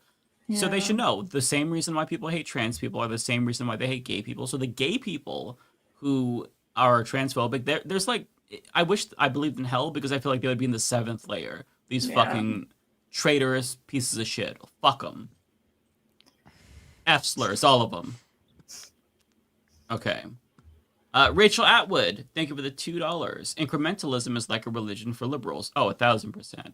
Thank you, Charlie DeGinmer, for the 1 month membership. Adam Ilya, thank you for the 5. Just waiting on the Anna statement on how these radical trans activists have gone too far by attacking Nancy Pelosi. I mean, Mace. Shut up. Brian Schroed 72, thank you for the $2. Mike, put the hat back on. Oh, that's for the video game awards. Cool. Yeah, Topical. love the video game awards. Okay, I would have kept it on if the super chat was more. No, I'm just kidding. It's hot in here. I'm not gonna keep it on. Let's see here. Thank you to Connie Kitty for the $4.99. Did you all watch Thanksgiving? It was crazy. I watched 3 hours of it. Yeah. I watched most of it. Literally fried my brain with it. Yep. Wait, Across what are you guys multiple talking about? It took me like 4 days to get through 3 hours. Just listening Every here. Thanksgiving, basically, Hassan and Jank have a big debate, and so everyone was really anticipating this year just because of the whole, kind of right-wing turn they're doing. This and year it was the worst. Disappoint. It was. Oh, I loved it. I thought it was bad. the funniest one yet. It was so funny. Yeah. I didn't even. Hassan was very cut off guard. Okay, so thank you to Tyler, 23-month member. We have Asa, CFO of Enron. Enron is back, by the way, and the new CEO got pied. Fake news, unfortunately. Kowalski, thank you for the I 10. think maybe our general audience is too young to realize the whole Enron story, but just the idea that like Enron is back should have been a giant red flag. Like that is not a brand that can be revived. Please look up what happened with Enron. There's some documentaries about it that are really interesting. I'm trying to think the of smartest what, guys like, in the room. Yeah, right. I couldn't. I'm trying to think what an equivalent would be. What's that girl, that woman, that tech woman with the really deep voice? What's her name again? She went to jail. I know you're talking about the one who made the blood machines that were a scam. Yeah, what were they called again? Oh my god. Elizabeth Holmes, and I'm trying to remember the name. What was her company again? Theranos, right? It'd be yeah. like saying it'd be Theranos. like seeing a headline that was like Theranos is back, and you like that would be a red flag. Like, no, that's not a brand that can be revived. Like there's some things that just can't, like you just can't put the the magic back in you can't put the genie back in the bottle. It's just it was just done. too Just right. They're Right. cooked. Right. It's like I'm naming my son Osama bin Laden, but I swear he's the good one. It's like, you can't, just don't do that. There's no the name there's Adolf no is rehabilitating permanently tainted. There's no Adolfs anymore. It's not Yeah, like, like, oh you no, this just is a good can't. Adolf. Right. We're the good Hitler family. I swear. We're not changing our name. Like no, you it's just been gotta. retired. Right. Too many There's just atrocities. certain things. Right. Okay, Kowalski, thank you for the $10. Very kind of you, sir. By the power invested in me by my cattle, good looks, and the Platte River, I'm declaring Sam Cedar the Uncle Iroh of the online left. There is no greater honor to bestow upon anyone. Wow, I appreciate that. So we can now call him Uncle Sam. I like that. Isn't he Daddy Shadow. Not Daddy Sam. That's all you. No, that's on the internet. That is not an original meme. People have been calling him Daddy Sam for a while. True. Shadow, thank you for the $5. Did y'all see people mad at Kyle Kalinske because he's finally calling out Joe Rogan because he should be loyal to Rogan for making him famous? I have not seen people say that to Kyle, but I've been watching his videos about Joe Rogan and they've been amazing. Joe Rogan Experience like fan account that's really big on Twitter basically put him on blast, and was because, like, you know, Kyle has been going hard on Joe, and then the fan account was basically like, the former guest of the Joe Rogan Experience thinks Joe Rogan is now unhinged. And I was like, what the fuck does that have to do with anything? Like, you have to be in debt to them forever because they had you on twice or three times or whatever? Like, you can't criticize them? Like, That's so weird. What a bullshit take. Yeah. Yeah. Thank you, Unknown, for the £5. With complete respect, please don't say transgenders, trans people. Trans is an adjective. Well, thank you. I don't think anyone on this show said that. Did someone say that? Maybe someone did. I don't know. I'm not sure. At any point, it might have been a misspeak. Yeah, we know it that. sounds very boomer coded. I feel like so. Maybe somebody misspoke if they did. I don't know. I can't remember. My brain is so fried right now from doing. Was not I. Just putting that out there. It was Nancy Phillip. Yeah, I've been saying Nancy Pelosi instead of Nancy Mace. So it probably was you then. That the chat just said Rebecca said it. Oh, I didn't even take notice. But I'm sure she I knows that and don't just know. misspoke. So I didn't hear her. Yeah. Yeah, I didn't take If I had notice. heard her, if I had caught her saying that, I would have been like, "Oh, I didn't know you were a turf, Rebecca." No. Thank God you didn't catch it. Philip, thank you. To For be the fair, she also did $2. say she was a little bit tipsy tonight. Oh, that's so- true. Right. She might have. Was she? That was like, she's stealthy. She could pull it off. She could go to work like that. I had no idea. True. It's okay, guys. The main point is that she didn't mean it. No one on this Yeah. show would mean it if they said anything Sure. like that. Compromise on one right and it opens up the door. 1,000%, Philip. Thank you. I think that's such a great point to make. I don't know, guys. I heard Rebecca before we went live. She was talking about it. She didn't appreciate the term birthing person. So I don't know. We might have to.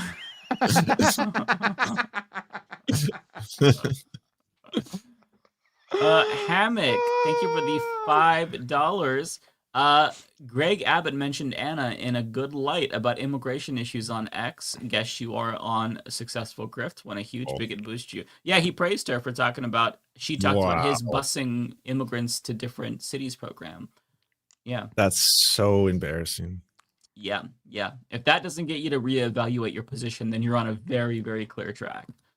How does Greg Abbott even know who she is? Like, because he watches Glenn Beck, and she was on Glenn Beck. Oh, right. Oh, that's where he got that clip from. So what did she say? Wait, hold on. Can we watch this clip? I want to see it. I want to see what. I don't know where it is. she It's like said. a 50-minute video. Someone find just that clip. I want to see what she said that got an endorsement from Greg Abbott. I would really like to see this. Yeah, because I have no idea. I don't want to go through 50 minutes right now. That's insane. I mean, All I know is that she said something to the effect of the thing that Greg Abbott did where he bused migrants to blue cities kind of showed that there are issues with the immigration system or something. It was something of that nature. I'm paraphrasing. You mean I the would human like to see the video. I'd like to see the clip. human trafficking? Okay. Yeah, apparently that was a big brain move, but I don't know what she said, to be clear, so I don't want to like misinterpret what she said. Oh, now we're all virtue signaling that human trafficking's bad, apparently. Yeah, you know how the woke you know how left they strikes are. again. Yep. Adam Ilya, thank you so much for the $10. Very kind. I had a thought about the birthing person comment this week. Wouldn't that be factually accurate? And if that is the case, like her best friend Ben says, facts don't care about your feelings. Yeah, it is factually accurate. And again, like it's a technical term. Nobody uses it in normal settings. I specifically told her privately, like I have a non-binary cousin and they've never asked me to call them a birthing person. We don't even talk about that shit. We just talk about video games and stuff. Like it's not a widespread thing. I tried to explain this to her. She knows. She just doesn't care. It's a grift. Cyborg I've actually gone the opposite route. I ask everyone to acknowledge me as a birthing person, even though You would be a semen dispenser.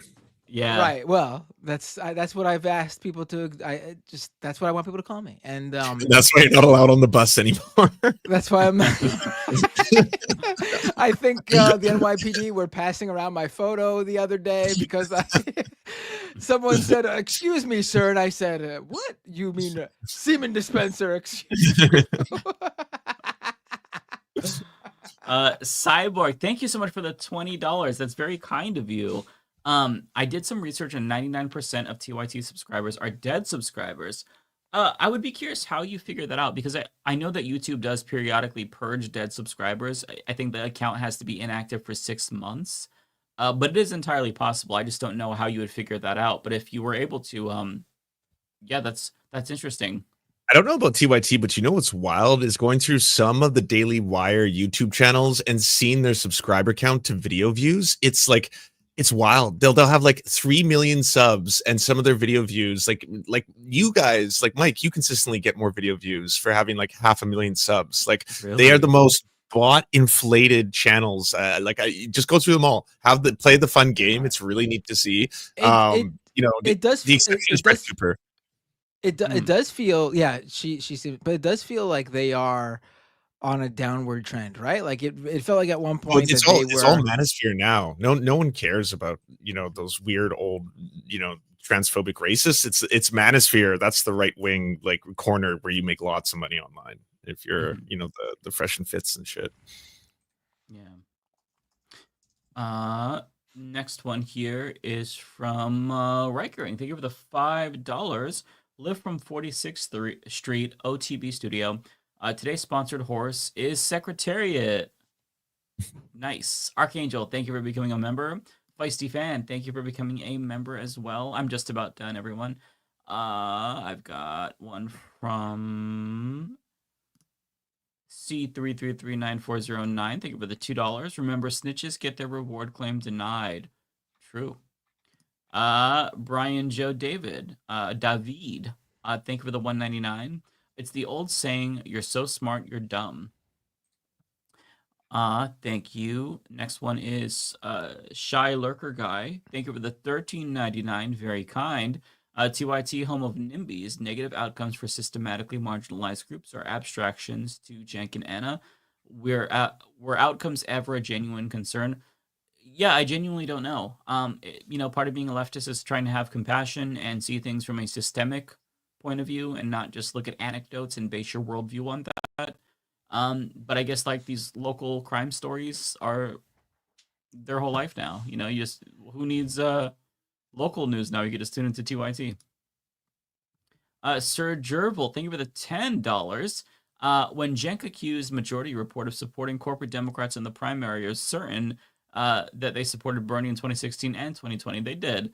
I realized he was whining about no one supporting his dumbass meme primary. Oh, maybe that's what it is. maybe that's what he's referring to. Interesting. That would be. I mean, we all knew that he just wanted to sell a book, so nobody took it seriously. I thought he was trying to stop fascism. He said it so many times. Now he's joining with them. Yeah. Thank you for becoming a member, Madukes the Poet. The next one here is from Byron Joe David. Thank you for the $4.99. You have your outsiders and you have your loyalists. John and Fran will always be loyalists. Well, I mean, I think that it's hard to just give up your job, so I sympathize with them in the position that they're in. Yeah, I was about to say. Yeah. I don't hold anything against them. I think they're genuinely great people. And a lot of folks that work at TYT disagree with Anna and Cenk, but you can't just give up your income like that. It's so difficult. So I hold nothing against them. I mean, like, we've all worked at shitty jobs. I worked at Walmart. Like, the CEOs are terrible, but you can't quit. It's not an endorsement because you work for them. So I think it's worth saying that. Yeah, I agree. I feel like they're just, I feel like every single, not just them, but every contributor has gotten wrapped into Anna and Cenk's bullshit. You know what I mean? Right. So I feel like we need to hold space and empathy for people who are kind of stuck there. 1,000%. Yeah. There's not a lot that they can do right now. Maybe when their contracts are up, they'll leave. I don't know, but I wouldn't place blame on any of those folks. Chris Corcoran, thank you for the $2. Cenk is so fucking loud. He wakes the neighbors. Yeah, he has a bold personality. That's funny. You either love it or you hate it, right? Oh man. Madukes the Poet, thank you for the $5. Thank you all for standing on the front lines for truth in the left-wing media and giving voice to the actual average Joe Jane Q public. You're welcome. Where am I at? Just lost my place. Here we go. Okay, I'm going to try to go through these quickly here. Thank you, Ken. I'm just gonna sign off, y'all. I love you. I gotta take off, but God bless. Yeah, Make sure. sure Have a good take care. Yeah. Are you here next week? I forgot. Or I think he's he gone. will be. All right. Cool. Yeah. Okay, next one is Cosmere Dragon. Thank you for the $10. Later in that TDR episode today, Fran admits to John that she's asked to have conversations with Cenk about trans issues on air on TYT, and Cenk refuses to have the conversation even internally. Wow, so he wouldn't even talk to people that are still there. That's really telling. So much for marketplace of ideas, which they claim they want to participate in. Lizzie, thank you so much for the $10. WTF Cenk's talking about. Who cheered for Kamala? We were glad Biden wasn't the nom. Cenk's the same guy that wanted Shapiro for VP, endorsed corrupt ass Rick Caruso, and let's not forget the union busting. Yeah, Cenk had the same approach that we had on Kamala Harris, where it's like, like he wanted an open primary. Maybe that's what he was talking about. But we all would have preferred to have a regular primary. I just don't know what you expect in that situation. So I was just glad that Biden dropped out. But I mean, he said he voted for Kamala Harris. I don't know what he's trying to do. I think he's trying to make it seem like, no. See, they say that they're the pure left, but I'm actually more pure than them or some shit. It's very weird and unserious. Thank you, Sam, for the $2. Next one here is Adam Ilyoff. Thank you for the $5. Mike, enjoy putting your brain in recovery mode from all your high-level important ideas. I will. I've been consuming way too much politics, and I need to disengage from Twitter, Blue Sky, YouTube, just everything. Asa, thank you for the $2. Mafia OC, we are playing as Luigi Mangione. Work appropriate, thank you for the 5. We be flexing our leftism. Proud to be part of the Max Left. Let's flex left muscles. Yeah, hell yeah. Okay, next one is from Tropical Ding Dong. Thank you for the 5. Max Left sounds like the name of a badass anti-fascist comic book hero. Yeah. Sam Leonard, thank you for the 2. Keep up the fight. Appreciate that. Wait, where's Jill Stein? Says Asa for $2. I don't know. Narrator, thank you for the $10.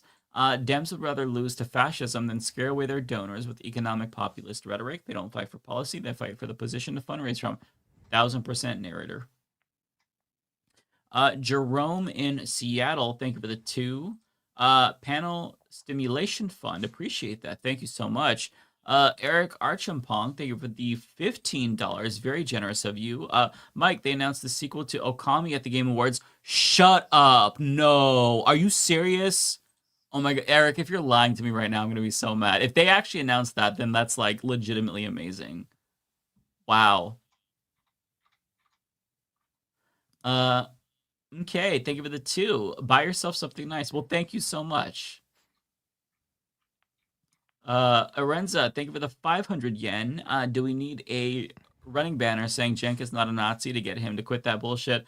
He'll just make up something else, so it doesn't really matter. They're not trying to engage in good faith with any of the critiques. If they would have done it last year when we were all using kid gloves. But now that the kid gloves are off, they're certainly not going to engage with anything we have to say. Geek Toy Box 199. Enron is back. Somebody bought the brand for low. No, it's a crypto thing. It's not really. It's just yeah. Well, we can choose to believe that one day they'll return. Brian, Why? I'm a big Enron guy. I'm a huge fan of them. No. The Luigi Mangione trial would be the most watched trial since OJ. Do you think we could get a jury nullification? Also, you guys need to get Kyle on. Yeah, at some point for sure.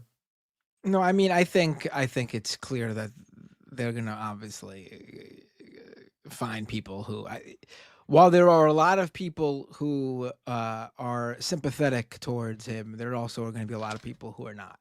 Yeah. And clearly that's who they're going to All it takes is one. go for. All it takes is one. I'm just saying. Yep. Thank you for becoming a member for 14 months, Pendulous. And last but not least, I have Lizzie Bennett with a 5 chat. Thank you so much. Cenk reminds me of the satirical joke character Impotent Rage from GTA 5. If anyone has the chance, please watch the videos. I'll check it out. It's been a while since I played it. I haven't played it since it came out, which was 2013. So, yeah, that's all that I have. Matt, do you want to jump to yours? I'm going to go to the bathroom. Awesome. I'm going to rock out because I really want in and out. So it was so nice seeing you guys, though.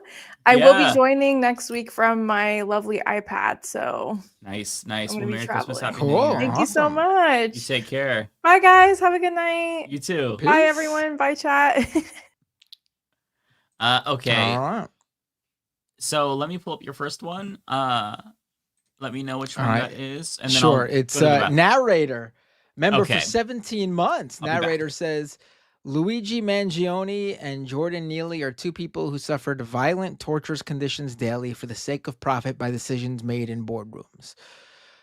I mean, we don't actually really know too much about Luigi Mangione yet. But also, like, the idea that he has to have experienced anything. I've seen this sort of like, because apparently he comes from a very wealthy family, which it doesn't matter. Like, the idea that someone needs something to happen to them for them to feel strongly about it, and they're not allowed to feel strongly about something if it only happened to other people and not them, is an idea that needs to be gotten rid of. Because we just don't know about, I'm not saying this is what you think, obviously, narrator. I'm just saying in general. I don't think Luigi Mangione and Jordan Neely are all that much alike, though. I don't, honestly, in that way.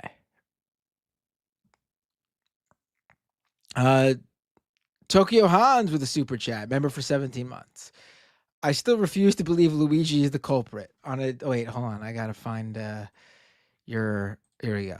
I still refuse to believe that Luigi is the culprit. On a different note, Matt's eyebrows are looking quite bushy. Matt is in New York, right?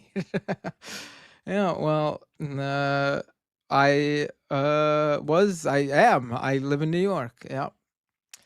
That's true. Tejasawi. Gotta find this super chat. Where is it? Why can't I find your super chat? Here it is. Tejaswi Ragurama with a super chat. Majority Report takes sponsorships from Shopify, whose investors are public Zionists. President and CEO are Israel supporters. Hypocrisy runs wide. Well, I don't think Shopify and Polymarket are one and the same whatsoever. You can criticize for sure Shopify for who their, investors or president or CEO says or believes, but they are providing an e-commerce platform that doesn't harm anybody. But if you want to not support Shopify for that reason, I agree. That's a good reason not to support them. But I don't think they are equivalent to a gambling website. I'm sorry. I'm not telling you not to accept sponsorships or get into business with people because of what they personally believe. I'm telling you, do not promote something that can harm your your followers, your fans, your listeners, your viewers. Like the product or service itself harms people. That's my point. But I would not disagree with someone for not taking that sponsorship. Also, you'd be hard pressed to find pretty much any one who runs a major company who is like anti-Zionist or anti-Israel. Yeah. I'm sorry. So just might as well just not buy any product or service. I mean, every Coca-Cola. company that you every company that you buy something from probably do business in Israel, with the exception of just a few, I would say. Like, what are you going to do about it? There's a difference between having to live under capitalism and having to live. There's a difference between having to live under capitalism, where you need to get a smartphone because that's necessary in society to be able to be connected like that. And the vast majority of smartphones probably are not made under the best conditions, but that's just a part of the world you can't control.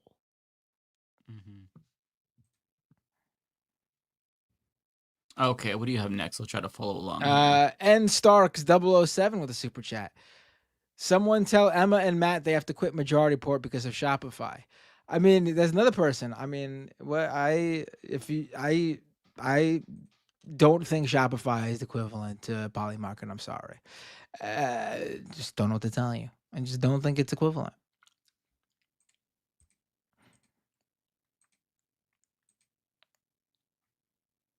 Tokyo next. I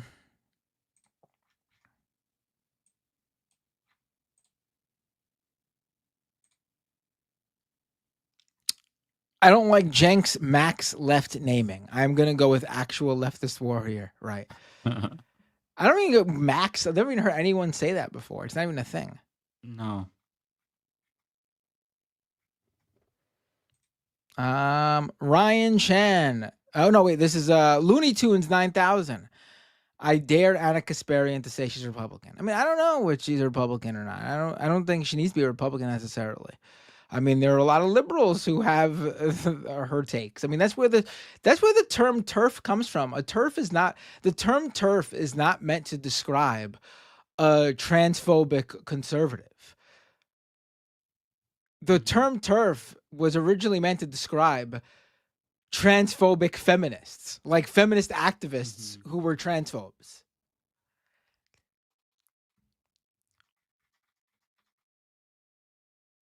Okay, so your next one was Ryan. Ryan Chan, right, with a super chat. Apparently, Pelosi is trying to sabotage AOC's bid to become chair of the Oversight Committee. I saw that. I mean, Democrats could just never let a good thing happen.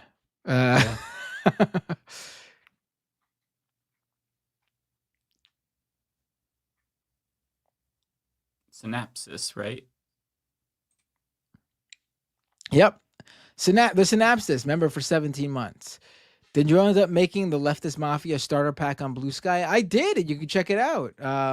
It's there on my, if you go to my profile, it's right there in the starter packs section on my profile. N Starks 007 with another super chat. F this TYT nonsense. What can we do to get an official Luigi Day in Manhattan? There was a lookalike contest, by the way. Right. So, yeah. By the way, and Starks, you said you were one of the people who brought up the Shopify thing.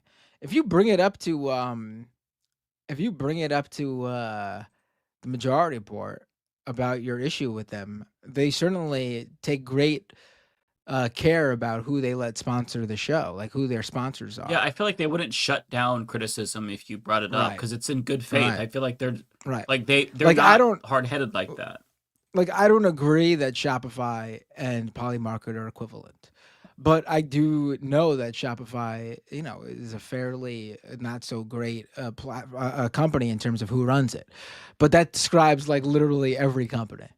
You just have to really prioritize which ones you're going to go after. Otherwise, you literally need to boycott everything all the time. I mean,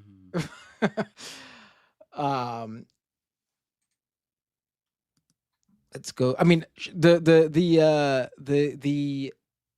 CEO of Stripe, the payment processing company that pretty much like every single website uses now. Like, you can't buy anything without it going through Stripe online now. He posted a video, not a video, a picture online of him taking a jog in Tel Aviv and how it was great to be back in Tel Aviv. You're going to just not buy anything from any store because Stripe is pretty much the payment processor for every single store online now.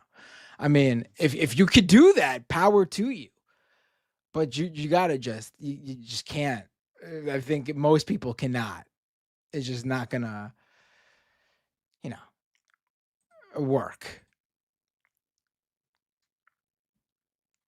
And again, I don't think Stripe is the same as Polymarket either. Tokyo Hans with a super chat. I remember when first listening to TYT, Cenk mentioned running for Congress or something. He lost miserably and blamed everyone. I grew up in the area he ran in, deep, deep red area. This is when I knew this man was delusional.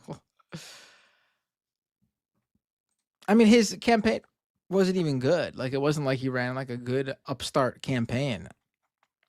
And he just, like, he didn't lose because it was in a red area. Like, even if that's the case, like, he didn't lose because of that reason. Jameson Marley with a super chat.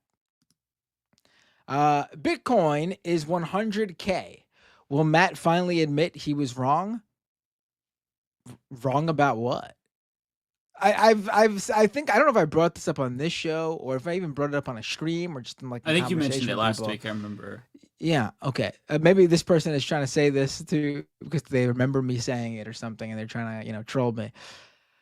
Please find a single instance where I said that my opinion, my feelings on cryptocurrency is directly in correlation with what its value is at. Bitcoin being 100K is irrelevant. It's irrelevant to any point I've ever made about cryptocurrency. Why is it at 100K? What happened? What happened to make it go up? Did you buy all that Bitcoin, Jameson? Did you help? Did you make it go up, or do you think major players in Bitcoin who will not tell you when they sell off, they're buying up massive amounts of Bitcoin, propping up the value of it, and are you going to tell me when it drops again? Because it will. There will be another crash. And I'm not, before you take that out of context, I'm not saying that's the end of Bitcoin, by the way. But there will be another crash. Will you then come back and tell me to say I was right? My opinion on crypto has zero to do with how much it's worth. And I've made that quite clear from the beginning of my criticism of it. Maybe they're talking because they say BTC. Maybe they're talking about Brian Tyler Cohen. Like, did you say he's not worth $100,000? Maybe And that then was he did reach that cost. maybe.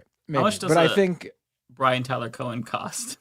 I don't know. I mean, he's probably worth a lot, being that he's very popular on YouTube. Yeah. Robert with a $10 super chat. In 2020, there was the fraud squad movement. 2024, TYT is acting like the DNC. I don't remember. I don't remember. You laughed, Mike. Do you remember? I don't know if Cenk was doing that though. To be fair, I don't know. I remember No, this is. I'm thinking of 2021. That was when the force to vote shit, and then the fraud squad stuff from Jimmy Dore. That's when I remember seeing fraud squad. Unless Cenk was doing something beforehand, but I honestly don't know. Yeah, that was a Jimmy Dore thing, wasn't it? I don't think that was. That's what I'm thinking, and it was like 2021, but I could be misremembering, so I'm not 100% sure about that. Let's go to the next super chat. Reg X with a $10 super chat. My rep Van Hoyle, Democrat in Oregon, is apparently joining the Doge caucus in order to fight it from within or some shit. These Democrats are a goddamn shit show, and it doesn't matter where they are. Yeah, Democrats suck. Again, the Democrats suck. They absolutely suck. It just so happens that the few good politicians happen to be Democrats. That's what I always say. Like, I'm not a fan of the Democratic Party. It just so happens that the few politicians that I think actually do represent myself and the vast majority of people, they just happen to be Democrats. There's a few of them. Because they don't have a choice. It's like, you can't really run outside of the party unless you're in like a more like Bernie Sanders does. Although I think that he runs in the Democratic primary technically and then rejects the nomination. I don't know how it works, but yeah, I think that if we had a normal system with multiple parties, I don't think that the progressives in Congress that are actually progressive would be part of the party. Right. Like there's just a few Democrats who just happen to be politicians who just happen to be Democrats, and they're the politicians I support. If you don't know who I'm talking about, let me give you some examples. Like Joe Manchin, Kristen Sinema, people who really represent my interests. I love Sinema, Slay Queen. And I was I was in tears earlier today because they're leaving. And we're gonna miss them. Joe Manchin and Kristen Sinema. It just won't be the same without them. We lost two fighters for the American people, and their names are Joe Manchin and Kristen Sinema. Don't worry, we got John Fetterman to carry the torch for him, so it'll be okay. Yeah. Yeah.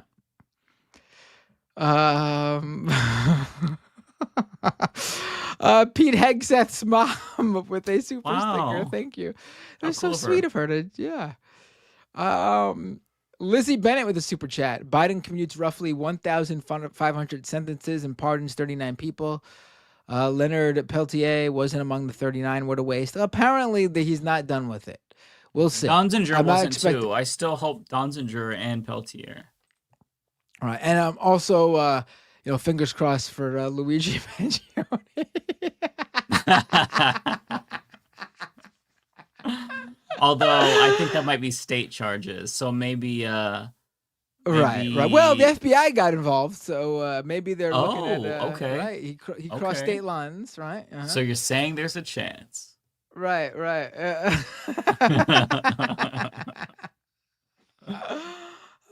Oh boy. Let's go to Tunbosin with a super chat. The era of Luigi is here. It's Luigi time.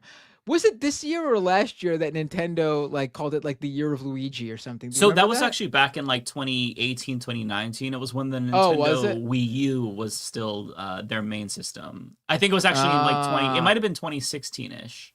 Oh, it was 2013. Oh, it was 2013. Yeah, it was a while ago. But why did it seem so? It seemed really recent. I don't know. Yeah. Yeah, I feel like it was more recent too. Huh. Yeah. I think we all just love Luigi so much that it's just... Hey, maybe it took 11 years for it to be the year of Luigi. Well, hey, I'm down for that. I love Waluigi. I think Waluigi's always been one of my faves. The idea that they just the idea that like they created like an evil Mario and Wario, and they were like in it. They made a storyline and it made complete sense. And then was it Mario Party or one of the Mario sports games where Waluigi first showed up? But they were basically like, I don't remember. "Oh fuck, we need another character. Well, there's got to be an evil Luigi too, right? Waluigi it is." Well, and what's funny is we all have our own Waluigis out there. Like my Waluigi is Matt Walsh. Your Waluigi is actual Justice Waluigi's Warrior. Your Yeah. Waluigi is Matt Walsh. Why is that Matt Walsh? I don't know, just because the similarity, the glasses and beard. Well, I mean, I was gonna my Wario would be Wat Watthew. I mean, I got the M like Mario, right? So my evil twin would be Watthew. I mean, you're Mike, right? So your evil twin would be Weichel. Well, a Waluigi is a character archetype though too. Like somebody's Waluigi, like their evil version is what I meant. Waluigi doesn't even make any sense. The whole point that Wario was the evil Mario, they just flipped the M upside down, right? Like, yeah, Waluigi isn't like. It's not like Wario's name is Mario. It should be Faluigi. You flip it upside down, the L upside down, it looks closest to an F. Yeah, it should. Yeah, it should be. But that'd sound dumb. I like Waluigi though. I mean, our Waluigi would be Matthew and Michael. We're tired when we're talking about this shit for like 5 minutes. Well, Waluigi. Well, but back to my point.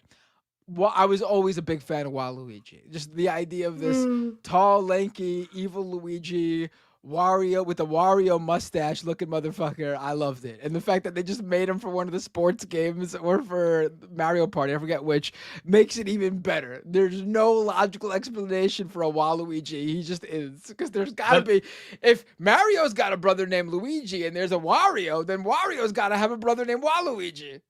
Is there a Waluigi for Princess Peach? Well, you know what's even more crazy is all the baby variants that they have. They have a baby Mario, baby Luigi, baby Daisy now, baby Peach. It's the Nintendo or Mario universe is very big. Right. Now, what always confused me, now that we're continuing here, is there's a baby Bowser, right? Like a baby Bowser, right? But that's like Bowser's kid because they appear together. But canonically, Bowser already had a bunch of kids. Like, what was his name? Like Ludwig and... the Koopas, right? Yeah, so... Yeah. Is there an existence? Like, and they all look like they're part of the same family, but baby Bowser came way later. And does not look like them. I mean, he looks just like his dad. So my assumption is that Bowser had his original kids, and then he got a divorce from whoever he had those kids with, and he found some new woman who was much younger, and they had a baby together too. So Ludwig and all the older Koopa kids, they got a stepbrother from a different mother. That's got to be the case. So it's his right? Baron. I mean, it's Bowser's Baron. It's Bowser's Baron. That's great. That's great. Wait, the rest are adopted. Wait, who's saying this? Is this someone making shit up, or is this canon? The Koopalings have no relation to Bowser now? No. Oh, maybe they're just underlings. Actually, I like this one better. Bowser has a secret second family and never told his wife, who he's still married to, and had the Koopa kids with. Oh, I mean, they can't be Bowser's cousins. They sold them as his kids. He's King Koopa. Why would you call them the Koopa kids, right? That always never made sense to me either. Why when did they came on to the Bowser name much later? Like in the earlier games, he was just King Koopa, right? Yes, I believe so. It was Mario 64, right? When Mario called him Gay Bowser. He's like, so long, Gay Bowser. No, he was Bowser before that. Was he? When did King Koopa become Bowser? In Japan, he's always been Koopa, but ever since Super Mario Bros, they've called him Bowser. Oh, okay, okay. Okay. They were calling him Bowser in 3. Oh, okay. All right. And Peach wasn't always Peach either. What was she? She was like the Mushroom Princess, right? I don't know, honestly. And then in one of the original ones, it was Daisy. Daisy came before Peach, even though they totally forgot about Daisy. I think. I don't know. Princess Toadstool, that was her name. Right, right. Okay, right. Yeah. That makes more sense. All right. Okay, what's the next super Princess chat? We've been talking about. We've been doing. I could talk about from Mario. Actually, honestly, man, I would drop the whole politics and news thing. Talk about this weird ass shit about video game canon and storylines any day of the week if I had an audience for it. Oh my god. I right, think where your am next I? I one don't even is remember. Andy. Look what you've done, Tumbosin. Look what you did to us, Tumbosin. I know. No, I read the Regex one already. We're at Andy Cole. Andy Cole. Okay. What is the TYT record at this point? Jenkin, Anna, Rubin, and Dorr versus Emma, Hassan, and Klippenstein getting tight. Well, I don't count Klippenstein. Klippenstein was a journalist way before he joined TYT. He TYT didn't make him like they helped make Hassan and Emma. So Klippenstein doesn't count. Rubin, Dorr, Michael Tracy. Although if I'm giving them Klippenstein, maybe Tracy, but because Tracy was a name after, but they gave him the. But yeah, I don't know if I would count Jenk and Anna quite yet. That's right. After everything I said about them earlier, I don't know if I'd put them in Rubin and Dorr category yet. But then again, I haven't seen this Glenn Beck interview. I haven't seen this Glenn Beck interview though. And if you got Greg Abbott coming out loving it, then who knows?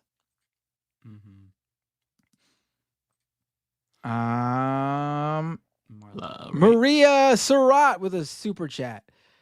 Got a free Starbucks for my birthday today, so I'll pay it forward to you. Oh, thank you, birthday. Oh, wait, Marla. I'm sorry. In the YouTube chat, the L looked like an I, but then when I saw it on the screen here in StreamYard, it's clearly an L. Marla Surratt. Thank you so much, Marla. Ryan Lennon fan member for 17 months. Thank you, Ryan Lennon fan. 25 minutes into the Glenn Beck interview, she begins to go into the immigrant story and starts ranting and raving about the left not caring about crime. I got to see this. I mean, what is she talking about? What is she talking about? And the idea that she automatically relates immigration to crime is fucking gross, the way you're mentioning it. I don't know if, again, I got to see it, but just ridiculous. Vast majority of crime in this country is committed by American citizens. I don't hear anyone talking about America and crime in that way though. Citizenship and crime. Logan Hill with a super chat. What should people do with the time we have left before the inauguration? Emails and petitions seem useless. Is there a path to apply pressure? What should people do with the time we have left for the inauguration? Relax, Before chill, then. have a yeah. Enjoy Christmas or the holidays. You're gonna have to do a lot, but we got to figure out what we're working with first. I don't know where he's gonna start. Some positive signs. I will say in his time interview, he did seemingly back off of trans attacks. Like he's not disarming entirely, but he was asked about Sarah McBride's position and how it's a distraction. We should focus on the real issues. And he says he agrees. And he still agrees with what he said in 2016 about letting trans people use the bathrooms.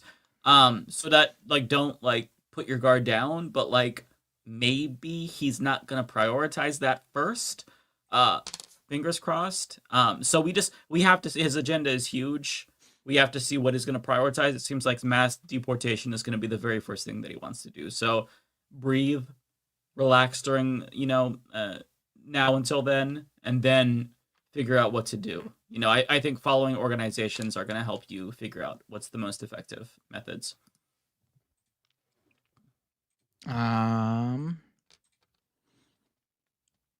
Alexander with a super chat. Please invite John. How do you say his last name again? Idarola. Idarola 1 week. He needs friends. I would love to. I would love to have him on. I feel like that would just create problems for him because they would view him as a traitor because they hate us. So I wouldn't want to create any bullshit for him, but we would love to have him on. He's a great guy, and yeah, he's always welcome. But I don't want to start bullshit for him. That's his employer, and it's an awkward position, honestly, which sucks. Although we did have Francesca on, so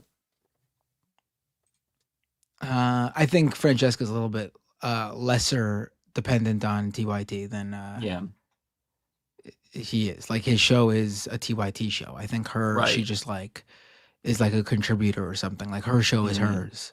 True. They own his channel, I'm pretty sure too. So it's kind of, it's a really hard place for him. So he kind of doesn't have a lot of places to venture out to if it's awkward for, I don't know. I have no idea, but you know, it sucks. I again, great guy. I would love to have him on.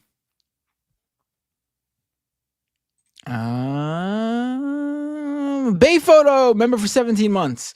Another crypto company bought Radio Shack's IP and used their Twitter account to shitpost. It's a crypto trend to buy up dead brands. Yep. Oh, okay. Fools people. Yep. Tokyo Hans with a super chat. Luigi's jury selection list leaked. Jeff Bezos, Bill Gates, Elon Musk. Feeling positive.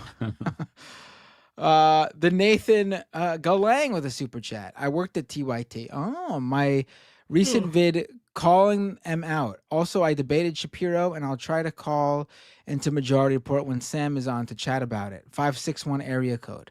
All right. I mean, I might not be on when you call in if Sam is on, but you should send that to them, like Matt Leck or Emma. My dad, member for 16 months. Spotify is a sponsor on Majority Report because they power the MR merch store. You mean Shopify? What a boomer. What a boomer. Spotify's for listening to music, Dad. Shopify is an e-commerce platform. My God, what a boomer. What a boomer. Although it'd be very funny if Spotify was a sponsor on Majority Report, because Sam Cedar just uploaded his latest album of his singing. Kowalski with the super chat. I got a 3-hour farm call when Doom comes back. Yes, I know I haven't done my own show, Doomed or Scam Economy, in a few weeks. It's coming back. I needed a few weeks to recharge. I nothing to do with anything really, other than the fact that I got burnt out this year. It started with Gaza, and I've been doing this for 14 years now, and I've never been burnt out before, or at least not like this. And I just got it got to the point where I just had to take a break after the election. I took us to the election. I thought it was important to keep doing it till the election. There'll be plenty of time to cover the Trump stuff. So exactly. I needed to just Mike's taking off a couple of weeks during the holidays. I'm not taking off during the holidays. I don't know. I'm not saying Doomed is coming back during the holidays, but I'll be doing at least one stream a week for the next couple of weeks, obviously. But Doomed and Scam Economy and my live stream and all that is coming back. It's not done. I just needed to, everything's going to be relaunched. I got to fix up the Patreon. The newsletter is going to be officially launched, and there'll be a paid portion of the newsletter. And with the newsletter, for my first time ever, I'm actually going to paywall content because I have to at this point. If I'm going to take this seriously and try to go, I'm going for it. The Trump administration starting. If I'm going to do this full time eventually, it needs to happen now. And I need to paywall stuff. I've been trying to not paywall stuff for as long as possible. For 14 years, I didn't paywall stuff. I got to paywall stuff now because it didn't work to not paywall stuff. The vast majority of stuff, though, I will continue to try to get people for free. Do you find the same sort of issue with like paywalling stuff, Mike? Like I try to give people as much as possible for free, but eventually if you don't paywall something, then people have no motive to sort of sign up for a paid subscription to something. You know what I mean? I mean, I know I wouldn't, so I totally get it. I feel I'm the same way. I don't. So I usually have paywalls that are temporary. Like I'll put up a video the night before that's scheduled to go up at like 8 the next morning, and then I just let members watch it just beforehand. But in terms of like exclusive content, I don't have a lot. Like I have a behind the scenes video, but I think that in this space, it is worthwhile to probably have like exclusive like paywall content, just because, you know, if you're trying to go independent and support yourself, I think that there should be an incentive, you know, for people, or at least a benefit, right? Like there's a lot of people that will just pay to support you because they really appreciate your work. But you know, it'd be nice to give those people something extra as well if you can. But it's tough, right? Because I hate paywalling a lot of stuff too. I don't know. I'm really torn on it. All right. I think I got one more that just came in. My YouTube thing froze. This always happens because I don't know why, but the YouTube studio backend is so. I have a couple that I can pull up as well that I got since then. Oh wait, I see the one now. If you want to just, because okay. then I'm done. It's the one that mentioned scam. The one that mentioned scam economy. You might see it back there. Oh, there we go. Yeah, Logan Hale, member for 17 months. Get Ed Zitron back for Scam Economy. He's been on top of it. No shame tag team. Oh, yeah, he's been on a number of times. He's coming back. Nice. Okay. And another person, this wasn't a super chat, but another person mentioning, oh, so it's okay for Majority Report, but not for TYT. Got it.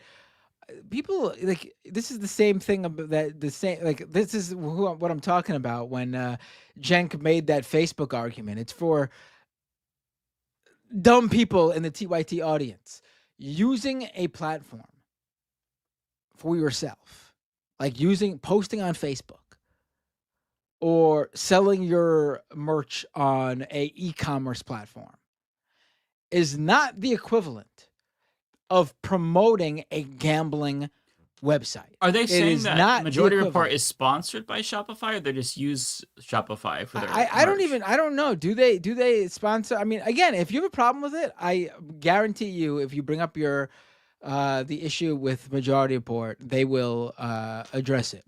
I don't know. I have nothing to do with Majority Report sponsorships. Does Shopify advertise on Majority Report? I don't know.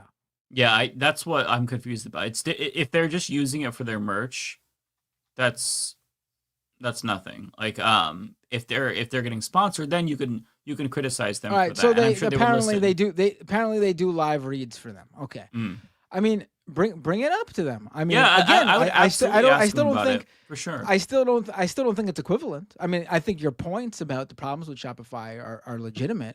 I just don't think it's equivalent. Me telling someone, oh, if you got merch that you're looking for an e-commerce service to sell on because you don't know, like you need to sell it via an e-commerce platform, Shopify is one to look into for selling your merch. I don't think that's the equivalent of go on Polymarket and bet your money on things so you can get addicted and lose your money. It's not the equivalent. It's just not the equivalent. I'm sorry. No, I agree. I agree it's not the equivalent. But yeah, I agree that you should bring it up to them because I feel like they don't like shy away from criticism or feedback. And that's good. Like nobody is perfect. And contrary to popular belief, we're not saying that people should be perfect. I think that the best thing to do is strive for the best and then be open to criticism, especially when a lot of people are making it in good faith. So, you know, I think that's the main. If TYT was advertising for Shopify, I would have no problem with it. Honestly, I wouldn't. It's not a TYT thing. It's a Polymarket thing. And Polymarket's advertising on TYT, not the Majority Report. Okay, so I have a couple that came in. One is from Dirty Pirate. Thank you so much for the $10. Max left is Max best. Indeed. Comrade Girl 2018, thank you for the $2. Why did Jenk say max left? I think that they mean like the maximalist left because they take the maximalist positions. I've heard them say that before, so maybe that's what it's a reference to. Joseph Nash, thank you for the 5. Like the saying, separate the artist from its creation for this Shopify issue. Archangel, thank you for the $20. Incredibly kind of you. Appreciate that. Sad that TYT went this direction. Watched since 2008. Wow, me too. Sad to see Jenk attacking other left channels. Majority Report is farthest from a grift, and Jenk accusing them is ridiculous. And Anne was vicious against Amlo. Really sad. Yeah, she was also really vicious against Christina as well, who's been a longtime friend and just fan of TYT. So it is sad to see for sure. And last but not least, we have Dirty Pirate. I'm sorry, people are still talking about the sponsorship thing. I just want to also point out, I know from experience, I don't know how much Majority Report makes from sponsorships, but I can tell you that whatever sponsors they have on the show, that's like the amount that they get paid for those are like additional like bonus money to like cover like, I don't know, the internet and things like that. The show exists on member subscriptions. And now TYT would probably say the same, but also if you're renaming your studio to have the sponsor's name, then I'm assuming that's a significant amount of money. That's probably you're depending on a little bit more than like a $200-300 ad read. Okay, last one here. Dirty Pirate 90. They give her the $5. Some guy named Luigi. I will get everyone to talk about the awful healthcare system. Leftist Mafia. Waxes poetic about Nintendo characters for 15 minutes. That's true. That's very true. Well, that is. Hey, that was the whole point of what he did, right? It was all about the Mushroom Kingdom, right? For the love of the game. All right. Who do we want to raid? He himself had a Pokemon character in his Twitter header. He specifically himself was a gamer. Okay. Oh wait, over on Twitch, I got a hype train on Twitch, and Valinova gave out 10 community gift subs. Thank you, Valinova. I appreciate the support. And yeah, that's it for me. I once again, for like the 8th week in a row, forgot to tell people to subscribe to my second channel. Let me just quickly drop it in the chat. 1 second. And are we rating Cosmopolitics? We could. Subscribe to Matt's new second channel so he can stream Fortnite on there and get monetized. Hold on. So just take a second, subscribe to it. Also, if you're not subscribed to my newsletter, there's some articles on there that I wrote already, but it was like a soft launch just to like put some content on there, and I had a few stories that I broke that I needed some place to put. This will be officially launching with a paid subscription and everything in the coming weeks, but you could subscribe for free and get most of the content for free. I'm going to post that in here now too. Hold on while I'm here. Subscribe to Matt's newsletter. And Mike, this is the last time we'll be seeing you for a couple of weeks, right? Yeah, I won't see you until next year. That's sad, man. Don't leave us. Yeah, that's it. I Don't expect do it. jokes Don't do about it. how you kicked me off the show every single week until I'm back. You will. There will be jokes every single week about how you left the show. Okay. I'm looking forward to it. Yeah, who are we rating? I can tell you really want to get the fuck out of here. I'm so tired. I've yawned like so many times. Okay.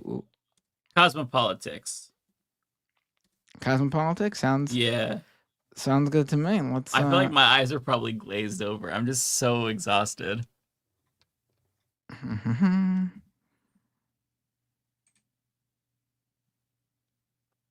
All right, I'm pressing start raid. Alrighty.